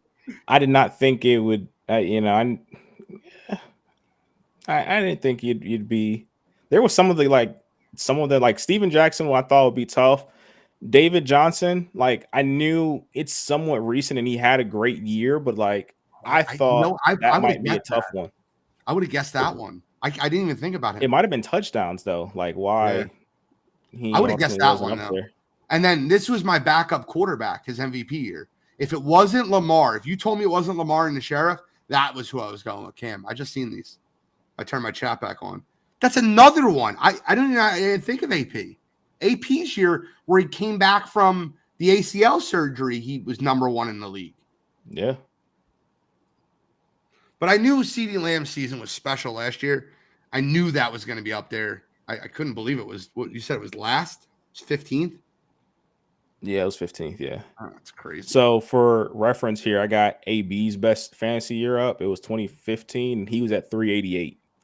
So like what was number 15? CD was at 403.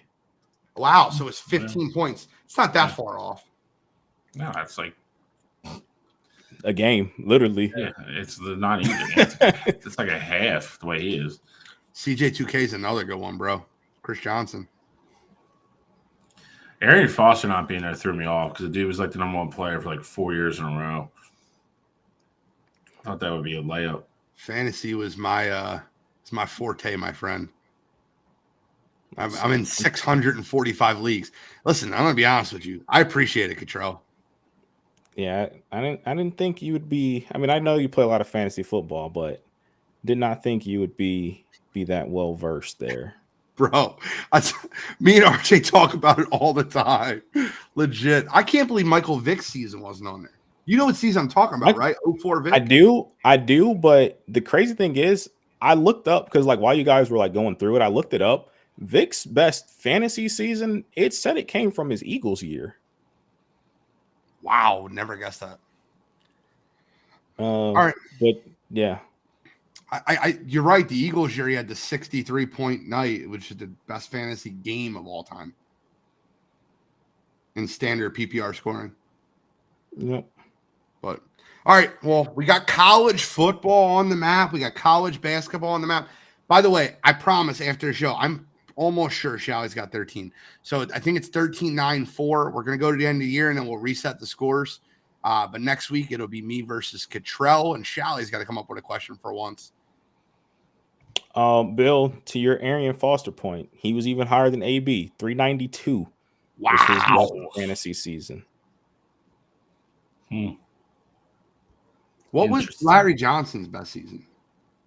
I could have swore right after Priest Holmes left, he had like a monster year. I knew David Johnson was on the list because he had the PPR. He was the number 1 pick the next year, and he was terrible. Yeah, he was awful. Larry Johnson's best fantasy season.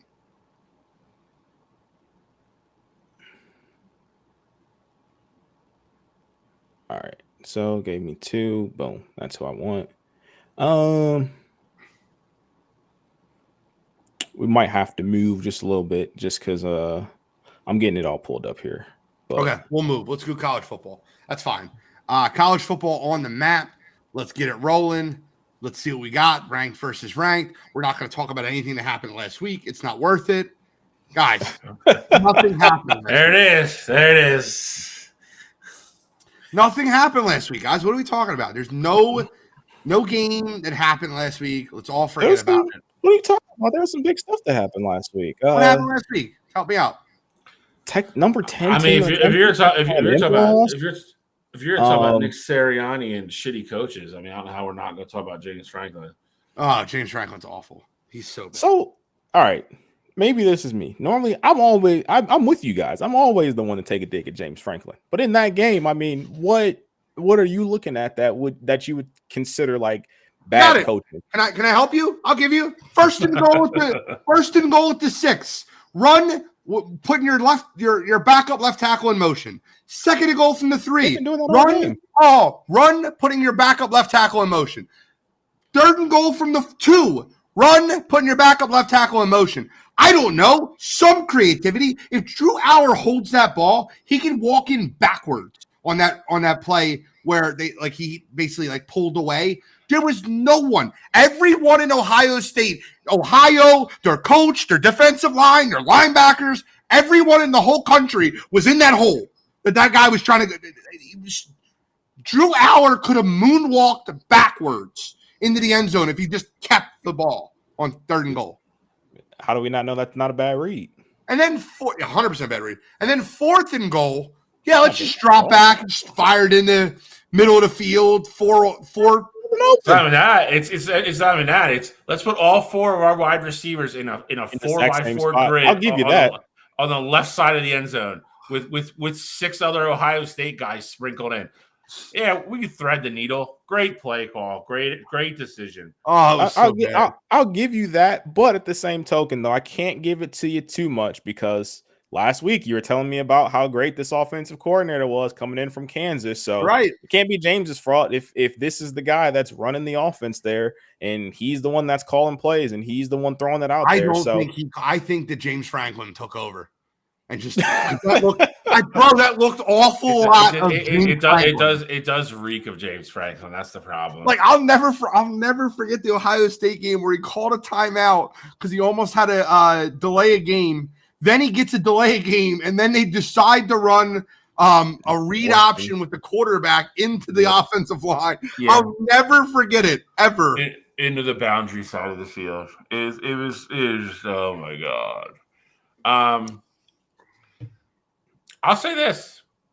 I think there is – I mean, we're going to get into more of this on Saturday, but I think there's realistically 5 or 6 teams. I think they win the national championship. I don't think there's a dominant team in college football this year. I think I looked at Ohio State where while I think they still play good, I think Penn State's a little bit better than I thought they were. I think I think Oregon is beatable. I don't know, bro. The game was in Happy Valley, and if Ohio State's player doesn't fumble the ball through our end zone, we probably lose that game by 2 scores. I mean, or they take the fumble away from you earlier. But the interception that happened, that was a great play by Igbinosun. But if you score there, I mean, that cancels out the fumble there. So I mean, I think those two kind of wash out each other. And as much as I wanted to come on here and shit on Penn State. To Bill's point, I didn't even let him finish, but he talked about 5-6 teams being able to win the national championship. In my book, I agree. Penn State is one of those teams, though. Agreed. I hope so. I think it's going to be a big game in my life. I think it's going to be. I think as long as they win out, which they should, because I don't think they have anybody of any relevance left. They got a big game versus Washington during the whiteout. Which we decided not to use for Ohio State. Big game versus Washington. Then we got to travel out the Boilermakers. That team's solid. What are they, 1-7? Yeah, they're 55-point underdogs to Ohio State this week. No, but the truth is, the game at Minnesota is the game I'm concerned with because that's a game that Penn State always finds a way to shit, Minnesota just went. You're not wrong. You're not wrong. Minnesota is. It's funny because we talk about this on Coast to Coast all the time because Maryland is kind of that team for us. We always play them in a weird situation, and they always play us way better than they should. And Minnesota is definitely the thorn in Penn State's side. I remember LeVar Arrington's senior year. I think they went there 10-0. They were 22-point favorites, and Minnesota beat them. Knocked them out of national championship contention. It's happened a couple times. Minnesota's tough, but I mean, listen, I'll be honest. If they go there and if they go there and play, they played Saturday, they beat Minnesota. Yeah. As long as it's not, I mean, that time of year, Minnesota. I mean, who knows what the weather is going to be like? But they are on track to, at worst case scenario, host a first round playoff game. They're predicted to host Notre Dame at this point, which is funny. That is an amazing matchup for them. Yeah. If you're Penn State, I think you have to hope that holds. Facts. Pray you get a night game. That Notre Dame team is not going in there and winning at night. They're not. We have an elimination game this week in college football. Absolute elimination game.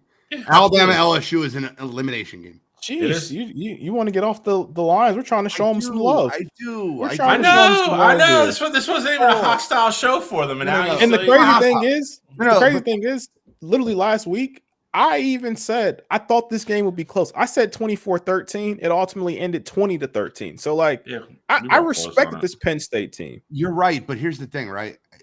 When your team's never won a big game under your head coach ever, and they get a home game and they just piss down their leg in the biggest moment look, I would have been fine if they lost that game in overtime, if they scored and it was 2020 and they lost the game in overtime, like, and just, Ohio State outdueled them. I would have been okay with that. What I'm not okay with is 1st and goal at the 6, running the same play 3 straight times. I'm just not. Okay, but that's not them pissing down their that's not them pissing down their leg though. Like, that's you want to argue with the play calling. I'll be right beside you on that one. But that's, I mean, they stuck in that game, dude. You can't tell me that they play again that Ohio State or Penn State wouldn't beat Ohio State like that. They're a good football team. And Ohio State is 2nd ranked team in the country right now. I hate Will Howard now too, by the way. Hate Will Howard. I couldn't love him anymore. That is quite literally what we've been missing. I hate Will Howard. He said after the game he was getting out of Sad Valley. Yeah. Love that. Dork. I mean, listen, you kind of knew he was coming into that game with a chip on his shoulder with everything. Even in the pregame interviews, he mentioned it numerous times that I wasn't good enough to come here. And I was like, I didn't leave that game thinking Will Howard was a better quarterback than Drew Aller. He's not. Drew Aller's going to be a 1st or 2nd round pick, so I agree. So what are we talking about then? He's not good enough to play at Penn State. He's not better than Sean Clifford. I disagree. I was 100%. Yeah, I was going to say we're fans of Sean Clifford times, bro. Why are we bringing that up? Until Drew Aller got there, he was plenty good enough to play there. I promise. Shut up. But they're they can stay healthy. They're going to be there at the end. They might get another crack at it. We'll see. I just don't think Ohio State or Oregon are. They have to be able to complete passes to their wide receivers, bro. They could not do that versus Ohio State. They could not do that last year versus Michigan. They cannot complete passes to their wide receivers. All their passes are friggin' checkdowns, bro. I will say this, though. The refs, and this is me being just completely unbiased, the refs let Ohio State be physical. I liked it because they were consistent with it, but you're not going to get that whistle every game. In a playoff game, they might call a little bit tighter. In those, while they not getting the ball to their receivers, they'd be moving the chains, getting first down. So something to still have have some hope about. And the other thing is your best weapon is Tyler Warren. He was getting covered by the best safety in the country in Caleb Downs. And that's going to take – not everybody has a Caleb Downs. Caleb Downs is just different. I mean, that's just what he is. When he was at Bama as a freshman, he's different. And now he's still different. So I think you're going to be able to get the ball to your best weapons. They need to figure out something with their wide receivers, which if you go all the way back to week 1, I said their biggest issue is going to be how they throw the ball. Yep. They need to figure it out because I promise you, come playoff time, with all this tape now, people are going to take Tyler Warren away from him. They're going to find ways to take him away. He might get a couple completions here or there. These 10-catch, 130-yard games are not going to happen in the playoffs. So they do need to figure that out. But that being said, don't go jumping off the bridge yet. They're going to be okay. Sure hope so. I'm not very. I don't know. I know. We see. It's James Franklin, I know, but all right. 2 games. Can we get into the other game? We have 2 games. Yeah. 2 games. One of them's a playoff game. Yeah. I'm not gonna lie. Both of them might be playoff games. Nah, Georgia. Not fully, but for Georgia. Yeah, but you lose that one and you start. I mean, you fall pretty steep. Yeah. If Georgia loses Saturday, they're the playoffs and still lose. They can, yeah. Can correct. You're banking on like not a guarantee. Some stuff. Yeah, you're banking on some stuff still falling your way. I mean, Indiana, if they go 11-1, like, and that's who the team you're fighting to get in. I mean, you'd also be banking on a team not beating Miami in the ACC championship game, which, I mean, I don't know if I trust that. Like, it's a lot of stuff that you got to really bank on to get there if you're Georgia and you lose this football game. Well, my whole thing is the LSU Alabama game. The loser of that game is done. That's a playoff game to me. It is. sure. That's correct. That'll be 3 losses. They're out. So who do y'all like in that game? For me, I'm rolling with the Alabama Crimson Tide. I think at the end of the day, Kalen DeBoer, I trust him more than I trust Brian Kelly. And in tight game, I know it's a night game, it's in Death Valley, but I think that offense is going to be able to get it rolling at Alabama. And I think they kind of did some soul searching on the bye week. They came off a dominant performance against Missouri, but that gave them more time to, one, game plan this week for LSU, and then 2, really just start to figure out what their identity is. Because I said it on Coast to Coast after their close game against after their loss actually against Tennessee, they didn't have a true identity. So I think during this bye week, you got Kalen DeBoer in there. I think they started to have conversations about who they want to be and what they want to go out there improve this week. And I think they're going to do that. So I like Alabama to go out there, win the football game. I actually think they're only 3-point favorites in this. I'm not officially picking it, but I think Alabama wins by 2 possessions. I like Alabama in the game also. I think Alabama wins the football game. I think that I don't trust Garrett Nussmeier, whatever, to throw against that Alabama defense. I just don't. Okay. I don't trust him to throw against that Alabama defense. I think he's going to look just like Carson Beck did. I think what ends up happening in this football game is Alabama turns over Garrett Nussmeier.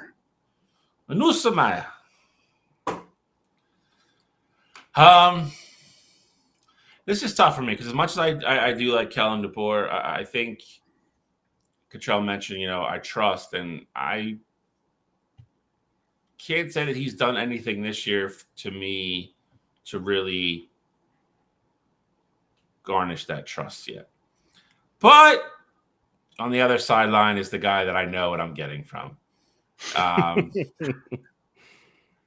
He's going to chew gum. He's going to sit there. He's going to get all red in the face and yell at somebody when somebody else messes up. Throws players under the bus probably. Is a night game. I just looked it up. I thought it was a 3:30 kick. It is not. It is the 7 o'clock national game, Death Valley. It's rough. Alabama's defense, especially their pass defense, has not been great this year. I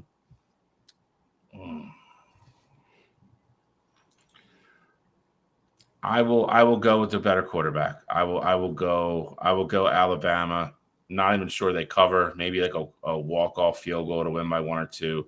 But I will take Jalen Milroe to go down to LSU and get a kind of a signature win for his last year playing there. I think this LSU team's been overrated pretty much all year. They were up to 8 last week, and that was just a joke. Facts. I will go with Bama. I will go with the better quarterback coming off a bye. I do like that they've had 2 weeks to prep for this game. So. And LSU's coming off of, kind of a bad loss. So I will go. I'm going Bama. I'll say 24-23. I think the big difference in this Ole Miss Georgia game, the next game we're going to talk about, is that Ole Miss does not have the defense that Alabama does. And I think Georgia will be able to travel and play at Ole Miss. And I think Georgia's offense will be able to move the ball sufficiently against Ole Miss. And I think that Georgia ends up winning this football game. I think their defense is better and defense travels. I think Georgia as a whole is a better overall team. I think this game means a ton. If you're going to go into Texas and win a football game, you got to be able to go into Ole Miss and win one. Kentucky went into Ole Miss and won one. I think Georgia goes into Ole Miss and gets themselves to win. I don't think it looks pretty. I don't think it looks great, but give me Georgia over Ole Miss. Me or you? Me go? I was gonna say I can go. I mean, for me, this is a game where I've kind of been going back and forth with. I think Georgia is the better football team. I think Ole Miss. I've been saying this for month and a half now. I think Ole Miss had been overrated. We know we just talked about Brian Kelly. Lane Kiffin is, a different apple from the same tree in the sense that he can't win the big football games. And you know what you're going to get from him. He's going to have a meltdown, and it's going to be someone else's fault. With all that said, though, I mean, you talk about defenses being in play here, and that Ole Miss defense isn't what Texas had. I mean, my rebuttal to that would be Carson Beck hasn't looked good in a month, no matter what defense has been out there. You look at his numbers against Mississippi State, turned the ball over twice there. His numbers against Florida, turned the ball over 3 times there. And they had a 15-point win against Texas, but he looked awful in the game in that with the 3 turnovers that he had. So if you're going to give, Jackson Dart and this Ole Miss offense 3 extra possessions on top of what they already can do, then, I think this can be a game. And so I keep going back and forth here. At the end of the day, I'm going to roll with Kirby Smart. Like, I think they're going to have enough defense to not have Ole Miss, put up the necessary points to win the football game. But I really keep going back and forth here, and I could see this potentially being a close game as long as that Ole Miss offense can get it rolling. And they looked like they were clicking on all cylinders last week. So I'm rolling with Georgia here, but I actually think this is a closer game than Bama and LSU. I think it's a very close game, too. I do think Ole Miss will show up. I think Georgia, for periods of games, looks great. In other periods of time, for a lot of the game against Florida last week, they looked very vanilla, almost disinterested. They looked very flat. But for me, Cottrell mentioned the one big thing. If it's a close game and there's 2 minutes to go, I'm taking Kirby Smart all day over Lane Kiffin. I think Jackson Dart started the year very hot. They went into kind of a lull. They scored a bunch of points last week against I forget who they played last week, but that's the first game they've kind of looked like they did at the beginning of the season in almost a month.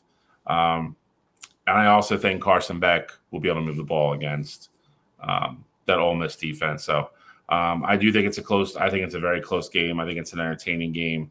I just don't think Georgia goes in there and loses, though. So I will go Georgia over Ole Miss, and I think Ole Miss gets eliminated on Saturday. I'll say this, though. If Trevor Etienne's probably going to play. He's trending towards playing. Left the Florida game somewhat of as a precaution. But if Trevor Etienne doesn't play, I think Georgia loses the football game.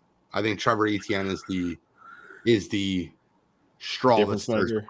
Yeah. Okay. I like that. I think, too, to your point, Gene, and we don't even really have to get into it because I know you picked them last week.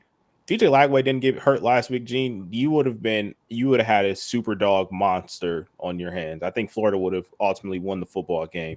But still picked up some points, a little segue into pick 'em as well here. But wanted to just say, that was a great pick there, and DJ getting hurt definitely screwed you on some points there. It's all right. I'll take the win any way I can get it. Let's get into pick 'em.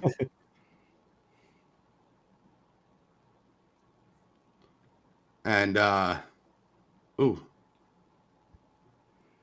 It's bad. I feel like I'm doing better, but I'm not. That's all right. So I will keep the same order just like we've done it. We probably should mix it up because how bad we've been. That's okay. I got some fun picks this week. I really dug deep into these picks. So they're probably going to go 0-3, and I'm probably going to get laughed off the stage. But that's okay. Tell me how bad I am with these picks. Number 1, they keep yelling, beat me. Please beat me. We're not that good. Beat me. I'll take Georgia Tech plus 11.5 over to you. And I got news for you. Let me just say this outright. I'm going to say it right now. Georgia Tech's going to win this football game outright. Outright. If they were a super dog, I would pick them. Luckily, they don't not a 15-point dogs. I think Georgia Tech beats Miami. Miami's been begging to get beat. Georgia Tech wins football game. I'll take the 11.5, but I think they win the game outright. Here's another one. They've been ranked. They're ranked now. Everyone look at me. I don't think Colorado's ready to be ranked. Give me Texas Tech plus 3.5 to knock off Colorado. I'll take it. Take it to the bank. In the trenches. That's where Texas Tech wins that football game. And last but not least, a team that absolutely is playing above water. They are having their best season all year. I think they get knocked down to earth. I think this game's an absolute blowout. Give me South Carolina minus 3.5 over Vanderbilt. I think they win the game by 3 scores. I don't think it's close. Give me South Carolina minus 3.5 over Vandy. And for my super dog, I literally just took a dart and threw it at a board. You guys are going to think I have something wrong with Ashton Genty. I don't. I'm going to take Nevada plus 24 over Boise State. And I know Nevada's not that good. I just think they keep it closer. I found I didn't like any super dogs this week. So I'll take Nevada plus 24, 25, 26. I took the lower number just because I didn't want to be weird. Give me Nevada plus 24 over Boise State. All right. First one, I'm going to agree with you. Miami at Georgia Tech plus 10.5. Give me Georgia Tech at home plus 10.5. They were 5-2 before Haynes King got hurt. Coming out of the bye week. It was 14 to 11.5. I took it the lowest possible number. You should take the extra point. I'm just telling you what it says on FanDuel right now. That's all. It opened at 14. I believe you. I'm just telling you what it was when I wrote all these down. Okay.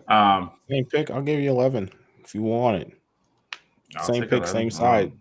I'm not gonna take the half point. But anyway, Haynes King. This team will look like they did more so at the beginning of the year when they were beating everybody, playing everybody tough at home. I do agree. We've been talking about Miami for 2-3 weeks down coast to coast. Just somebody step up and beat them. They're waiting for it. I think it comes this week. Second game, I'm gonna go against Gene though. You want to keep picking against Vanderbilt as a home underdog? Take it, as your take it at your own free will. But I'm taking Vanderbilt plus 3.5 at home against South Carolina. They're ranked now. I thought this team a couple weeks ago would kind of start to fall apart. They had Texas on the ropes, won another big game last week. That team is gaining a lot of momentum right now. I think they handle South Carolina at home. Last but not least, usually don't do this. I'm going to do it this week. I've been very upfront and honest about it. Michigan plus 14.5 at Indiana. I think they cover. They might win the game outright. I will make no bones about it. We are not a great football team this year, and this is hands down the best football team that Indiana has seen this year. It's not close. I think Michigan's going to give them everything they want and then some. Haven't decided if I'm going to pick them outright. I'll probably do that by Saturday, but I actually absolutely think Michigan covers the 14.5. Superdog. Don't take this personally, Cottrell. Coming off a huge road win, I think Ohio State is going to win this game easily. But 37.5 points this far into the season is madness. Purdue does stink. Their offense is actually okay, though. I also think this game's going to get ugly enough to the point where Ryan Day is going to pull people. It's the end of the season. Get them off the field. Keep everybody healthy. I think I backdoor this by like 10 points or something like that. I think Ohio State wins big. I just don't know if it's by 5.5 touchdowns, which is what it is right now. So I'm going Purdue plus 37.5. All right. So again, sticking with the same trend that I have for NFL. I'm rolling with teams that I trust to win football games. And the first one, I'm rolling with Cincinnati at home minus 4.5 versus West Virginia. West Virginia is a team that's been underwhelming so far throughout the year. And Cincinnati is showing you, while it's an outside shot, they're showing they can compete with the big dogs in the Big 12. They've been getting great quarterback play from Brendan Sorsby, and they've been running the ball very effectively as well. So I like Cincinnati take care of that 4.5 point spread at home. Second game I like Army minus 5.5 on the road against North Texas. The reason why that 5.5 number was so intriguing to me is that Army has not had any games at all this season where it's been within one possession. They're one of the only teams in the country that has not been trailing this point into the year. And I think that continues. They're going to be able to run the football very effectively. And, a rushing attack like that is going to be able to travel on the road and get a big time win at North Texas. Last game I am going directly against Gene on this one. Give me Colorado minus 3.5 at Texas Tech. Reason being, Texas Tech is coming off of a huge win last week on the road against Iowa State, who was undefeated, and they were a top 10 team in the country. I think this is going to be a big letdown week for them. You come off that huge emotional kind of game, and Colorado on the other side is coming off of a bye week. They've had 2 weeks to prepare for you. Their players have gotten some rest there. I think it's just a recipe for success for that Buffalo's team, and I think especially with Iowa State losing, they know what's in front of them. Essentially, now they control their own destiny on their path to the Big 12 championship game. So I like Colorado to cover that 3.5 point spread. And then my super dog this week, very calculated in how I did it. I'm rolling with Arkansas State plus 16.5 on the road at Louisiana. This game is important because first place in the Sun Belt West is up for grabs. Louisiana's 5-0 at this point in the conference. Arkansas State's 4-1. And I think this is going to be a tight game. Arkansas State has played some close games with some better teams in the country. I mean, it was a 10-point game against Michigan. They've also played Iowa State this season. So I think in the game for first place in their division, in their conference, is going to be important for them. I think they're going to show up, and I wouldn't be surprised at all if Arkansas State won this game outright. All righty. Be good picks. I'm looking forward to this year's Army-Navy game. I mean, Navy went and screwed it up by losing 2 games in a row, but I'm looking forward to it. Yeah, should still be. I mean, should still be marquee matchups. That's for sure. All right. Well, college basketball, I don't know what you guys want to preview. What I did is the same thing we did last year. I just set up my Final Four. We'll obviously talk about it a lot more during the season, but I gave you my Final Four. If you want, I can give you a national champion who I think is going to win. But how do you guys want to do this? I got Final Four. What do you have, Bill? I mean, I know 2 or 3 of them, so I could pick one quick. It's not that big a deal. Well, I'll go first because I really took my time and broke down what I want to look at in this Final Four. And there's listen, I normally do this, and I normally have these like weird, outlandish ones, these like the super dog type teams that are going to make it to the Final Four, and they just blow up in my face. I'm not going to do that this year. There's one team that is not projected to be in the Final Four that I have in the Final Four, and I'll tell you what, Dan Hurley knows how to win. And I'll take UConn to get back. I think Alex Caravan takes a step forward. He's the guy, the one scorer that came back. They're going to have to rebuild. I don't think they start great, but I think Dan Hurley knows how to win. I think UConn finds their way into the Final Four. That's my one, I guess, deeper team with lesser odds. Mark Sears is back. There's no way I'm not taking Alabama. Alabama plays really good basketball. They play pro-style basketball, and they are up and down the court. Give me Alabama and Mark Sears. I loved everything about that kid in the tournament last year. I'm taking him. I think that the second best team in the country this year is going to feature a player that's going to be the best player we're going to see coming out of this draft. And I think that's the Duke Blue Devils. Give me Cooper Flagg and give me a lot of Cooper Flagg. Can't wait to watch this kid play basketball. I'm going with Cooper Flagg. But the team I think that's going to be the best team in the nation this year, as far as the overall number 1 seed, it's got to be Kansas, right? They're the oldest team in the country. It's not even close. They have 2 players that graduated on their team in Hunter Dickinson and their starting point guard. But the real thing I wanted to talk about with this team is the transfer from South Dakota State, my man Zeke Mayo. Zeke Mayo shoots the 3 ball, and I think he adds a different dynamic to this team. And I think with Hunter Dickinson in the paint, we'll be able to get him the ball for a lot of open threes this year. Maybe Hunter Dickinson can finally win something. I don't know. Maybe the Michigan stink finally wore off him. But give me Kansas as my overall number 1 seed this year. That's my Final Four. Gene, is kind of crazy, and I'll go second here just because I know Bill said he's going to work on getting his. The crazy thing is I had 3 of them, and then like I'm literally sitting here. I was like, you know what? I'm not going to go like chalk. And then Gene just really rattles off the top 4. So now I might just change something because I don't want to agree with everything he had. I actually have 3 of the same 4 as Gene as well, but I do have one kind of out there pick. So I'll just go through quick the same 3, and I'll save that. And I guarantee you, I see the fact that you just said that. I just went down the list a little bit, and I was like, you know what? I could see a team making it. I guarantee you're about to make it your 4th team. Go ahead. So first things first here, I will roll with Duke as well. I think Cooper Flagg being there is going to be absolutely incredible. So I do think Duke is going to make it to the Final Four. Tyrese Proctor, another year. Being the veteran kind of guy on that roster, I think is going to be good for them. Rolling with Alabama as well. Same exact reason as Gene. They got Mark Sears, and they also got a transfer center from Rutgers, who actually had a really big night, open night of the season. So I think Alabama is going to be there. I think they brought back enough pieces, and I love Nate Oates as a coach. Third team, Gene talked about them as well. Kansas, they are my number 1 overall seed in this tournament. I ultimately am going to pick Kansas to win the national championship as well. and again, I don't want to beat a dead horse here, but it's a lot of the reasons that Gene already said. You bring back Hunter Dickinson, you bring back KJ Adams, and then you add in Zeke Mayo, who was on that South Dakota State team that really could have made a run in the NCAA tournament.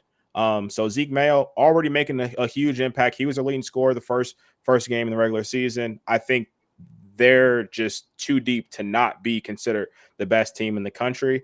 But the sleeper team, and I normally don't do this. I like veteran guards on these Oh my teams. I God. like senior leadership. I'm not doing it this year though. Give me Rutgers. Two No. top 5 prospects in the country, Garbage. and Ace Bailey and Dylan Harper. They can absolutely hurt play ball. already? They're going to be Dylan a Harper's top. stud. They're going to be 2 top 10 picks in the NBA draft next season. They can stay on the court, be together. I think that is a team to look out for. I think they can make a run come turning time. And Rutgers also brought back a lot as well. I know I mentioned that they lost their center, but they brought back a lot from last year's team as well. They remind me a lot of that Arkansas team, though, that had Anthony Black on it, that really just that underwhelmed because a lot of those guys are ready to go to the NBA too early. That's what not why they remind me. Arkansas was rolling before what's the name got Nolan I forgot his name, but before he got hurt, that Arkansas team was rolling. Sure. Oh, man. Yeah, Ace Bailey's the one that's hurt already. He's not going to play against Wagner? They played tonight and they still won by like 20. I don't know who the hell they played though. All right. All right. I'm going with Kansas. Kansas was I think everybody's consensus number one. Again, Hunter Dickinson, Michigan guy, transferred out. That team is experienced. Bill Self, obviously, great coach. Kansas is one of my Final Four, probably been a national championship. I agree with both you guys on Alabama as well. Mark Sears, stud. They bring back a decent amount of experience from last year as well. They're going to be a very, very tough out. They're going to be this favorite in the SEC.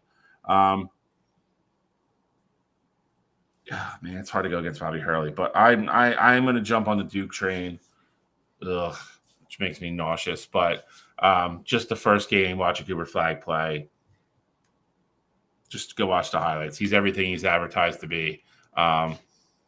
Kid can do everything and jump out of the gym. Duke is going to be very dynamic this year, which I think is going to help them play a little bit down the stretch, and especially in a tournament.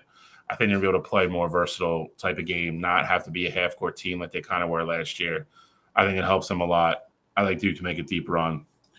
Last but not least, I thought Cottrell was going to steal him, especially when he started about veteran point guards. I'm going to go back to the team I went to last year and let me down a little bit. I'm going to go with Arizona. Kind of be my I don't want to say out of nowhere. They're ranked 10th, but a little bit of a sleeper team to make the Final Four. Caleb Love is still there. I think another year of experience. I think Arizona makes a decent run. I think they're there at the end. So those would be my Final Four.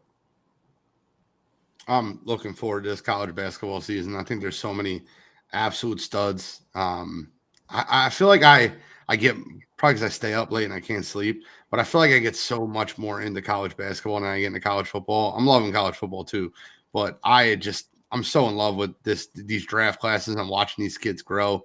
I'm really looking forward to seeing. I think Gonzaga's got a very good team this year, but I just feel like they'll fall apart when it matters the most. But there's a lot of teams that you should really look out for. I'll tell you, Khalif Battle out of Gonzaga is a kid that I just think you should really just keep your eye out for. I think he has a great year. I think he becomes one of the top players in the country. He's he's a Temple kid. He played Temple 3 years. I watched what the kid can do. Transferred to Arkansas. He's in Gonzaga this year. Just look out for a lot of these guys. I think that you'll see Gonzaga there in the Sweet 16, but I think they'll lose a game they shouldn't lose. But there's a lot of really good teams in college basketball this year. Yeah, no, there definitely are a lot.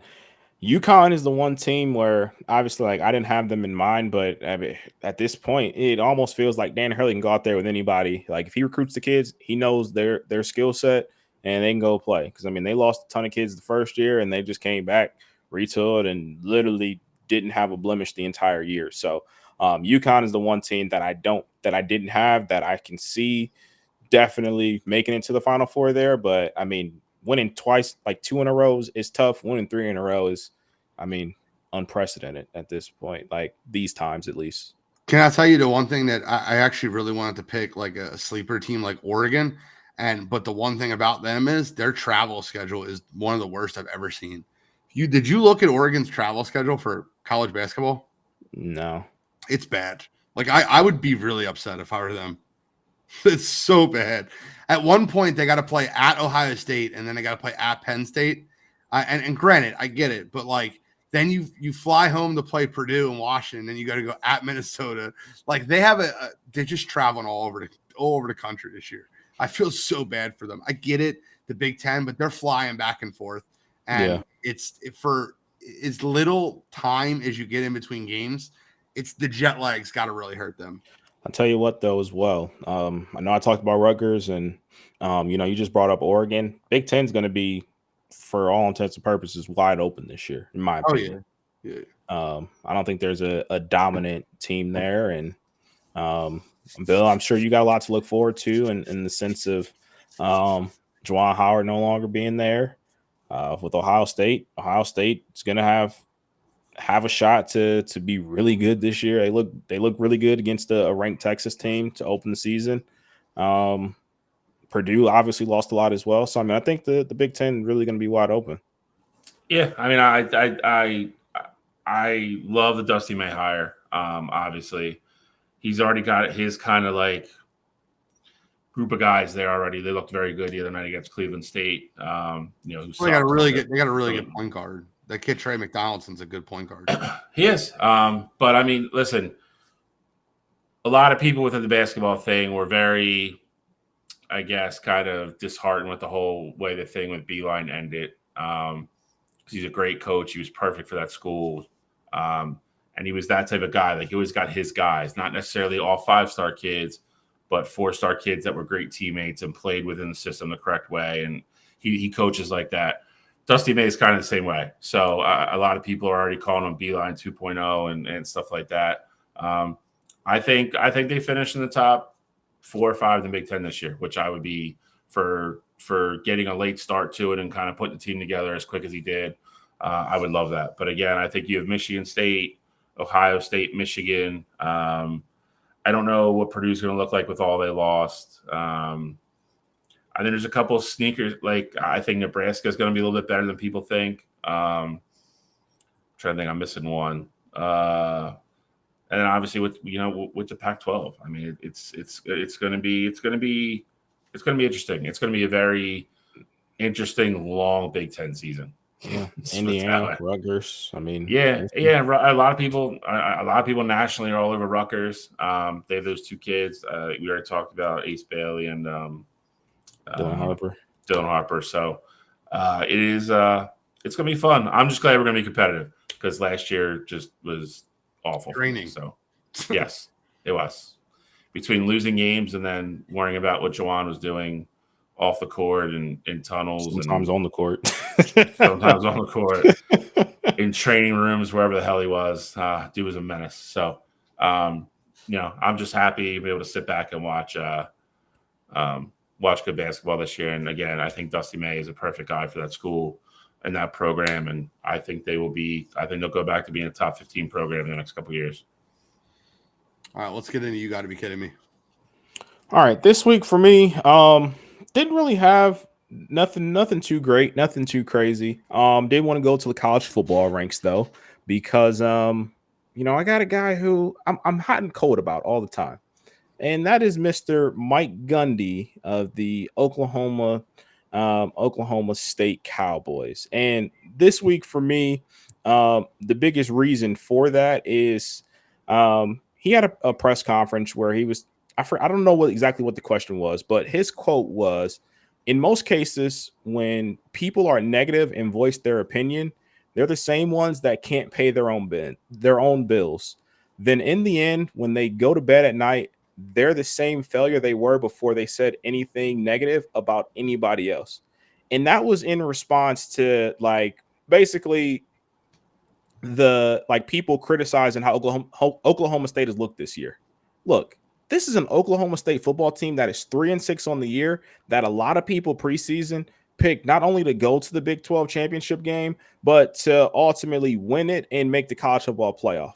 If you're 3-6 and you have one of the best running backs in the country and Ollie Gordon coming back, you got Alan Bowman, who's there for his 21st year of college football at this point, and you're not winning football games, that is on you. And if people decide to criticize you because of it, that's because you're not doing your job good enough. So yeah, Mike, you make a ton of money. You're a man. You're 40. Remember, like you're the first one to get on people when they're talking about the kids, and I loved you for that. But now when the criticism is coming to you, rightfully so, you're the one to come up here and say this. Almost sounds like you don't want to hold yourself accountable. It's like damned if I do, damned if I don't. So this week for me, Mike Gundy, you get the. Kidding me. This should be fun because I know where you're going, Chow, but I just don't know what direction you're going because they're both wrong. They're both wrong. I actively hate the one more than the other one. But that being said, one, like I said, one was more wrong than the other one. I'm gonna use the whole Marcus Hayes and Joel Embiid situation from this past week. If you're not familiar with what happened after the game, Marcus Hayes is one of the beat reporters for the Sixers. He was in the locker room, wrote an article about Joel Embiid and mentioned his son and obviously his brother that passed away. Joel took exception to that, pushed Marcus Hayes in front of everybody, ended up getting a 3-game suspension, and it degraded from there. I will say this. I have not been a fan of Marcus Hayes for a long time. I think he's a bit of a kind of a hit piece writer sometimes. But before I went down this road, I actually read the article. If there's one thing you're going to criticize Joel Embiid for, that you can, and there's really not an argument to be made against it, it's probably his professionalism.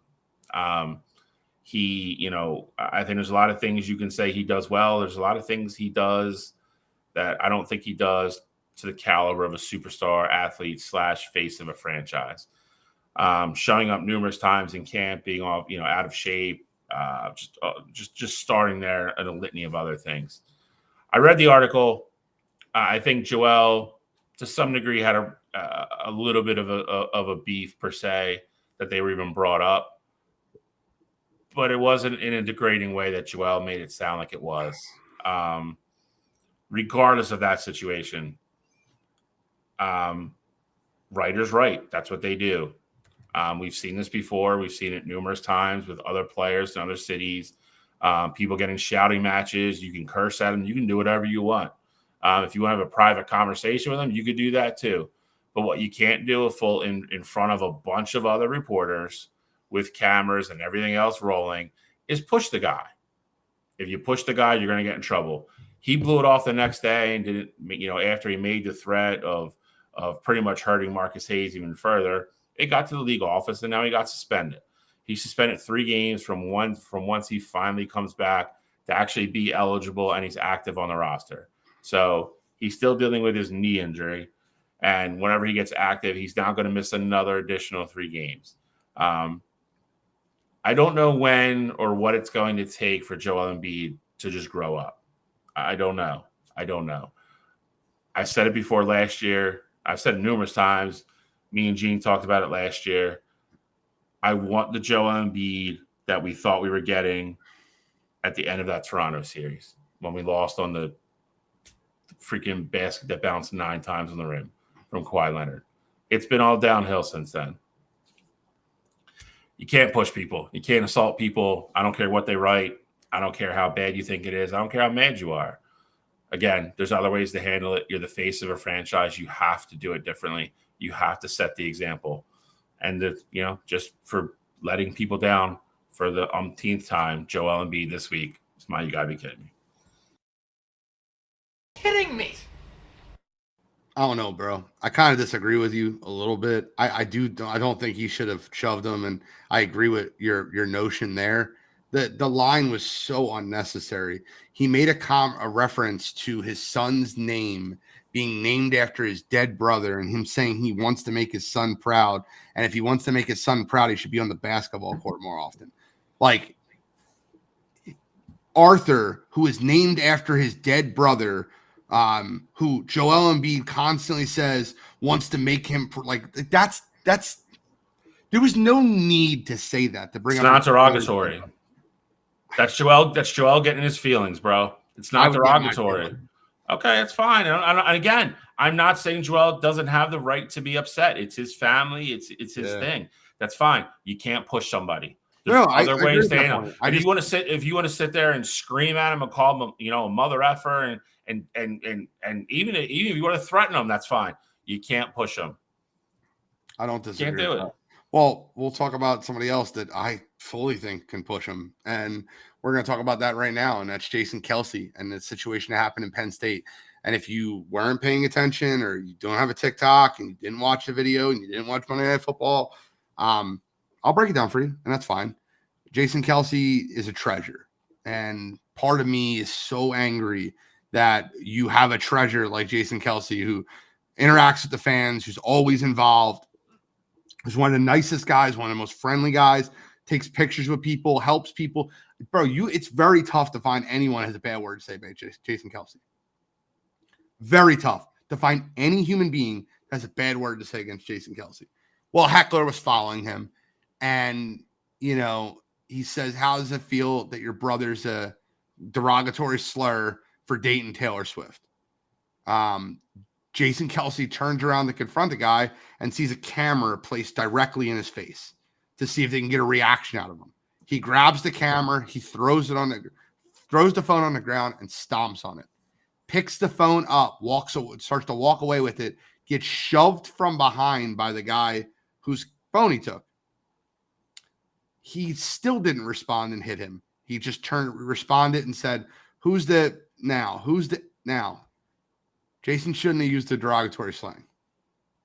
And that's where I'll end what Jason Kelce shouldn't have done. I fully think that the nicest thing that Jason could have did in that scenario was to slam the kid's phone on the ground. If I turned around and this kid had a phone camera in my face, oh, man, I just can't imagine being Jason Kelce, an NFL offensive lineman, and having a kid follow him around just begging to get hit in the face. But with that being said, he probably shouldn't use the derogatory slang. I think Jason Kelce is a treasure, and I think the more situations like this happen, you are going to see less and less of him in the public eye. And that's something I don't want to happen. I don't want to not have the Jason Kelce that shows up at a playoff game versus Buffalo and drinking with the fans. I don't want to miss Jason Kelce walking through the fans at a Penn State-Ohio State game and a college game day. I don't want to lose that version of Jason Kelce. And for what's going to happen when people do dumb things like this to get social media clout.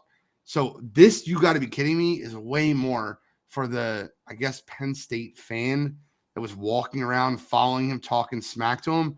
But regardless, you can't use the derogatory slur, Jason, and you apologize for it twice. But the kid that followed him around, literally asking for trouble, is this week's. You got to be kidding me. Kidding me. Gene, I agree with you on really everything you said there. I just think it's funny having that stance for a guy who said you'd be willing to go to those extremes with Ben Simmons. Yeah, I think a lot of things that you say are tongue in cheek and talk. I would love for Ben Simmons to be able to hit me in the face because I'd be able to collect a nice paycheck. That's what the kid probably was thinking too. Yeah, you might be right. But with that being said, there's a difference between Ben Simmons and Jason Kelce. Oh, for sure. For sure. Difference of a human being. But you're right. Any final thoughts, gentlemen? Not me. No, I got nothing. All right. Well, thank you guys for tuning in to Wire2Wire Sports Podcast this week.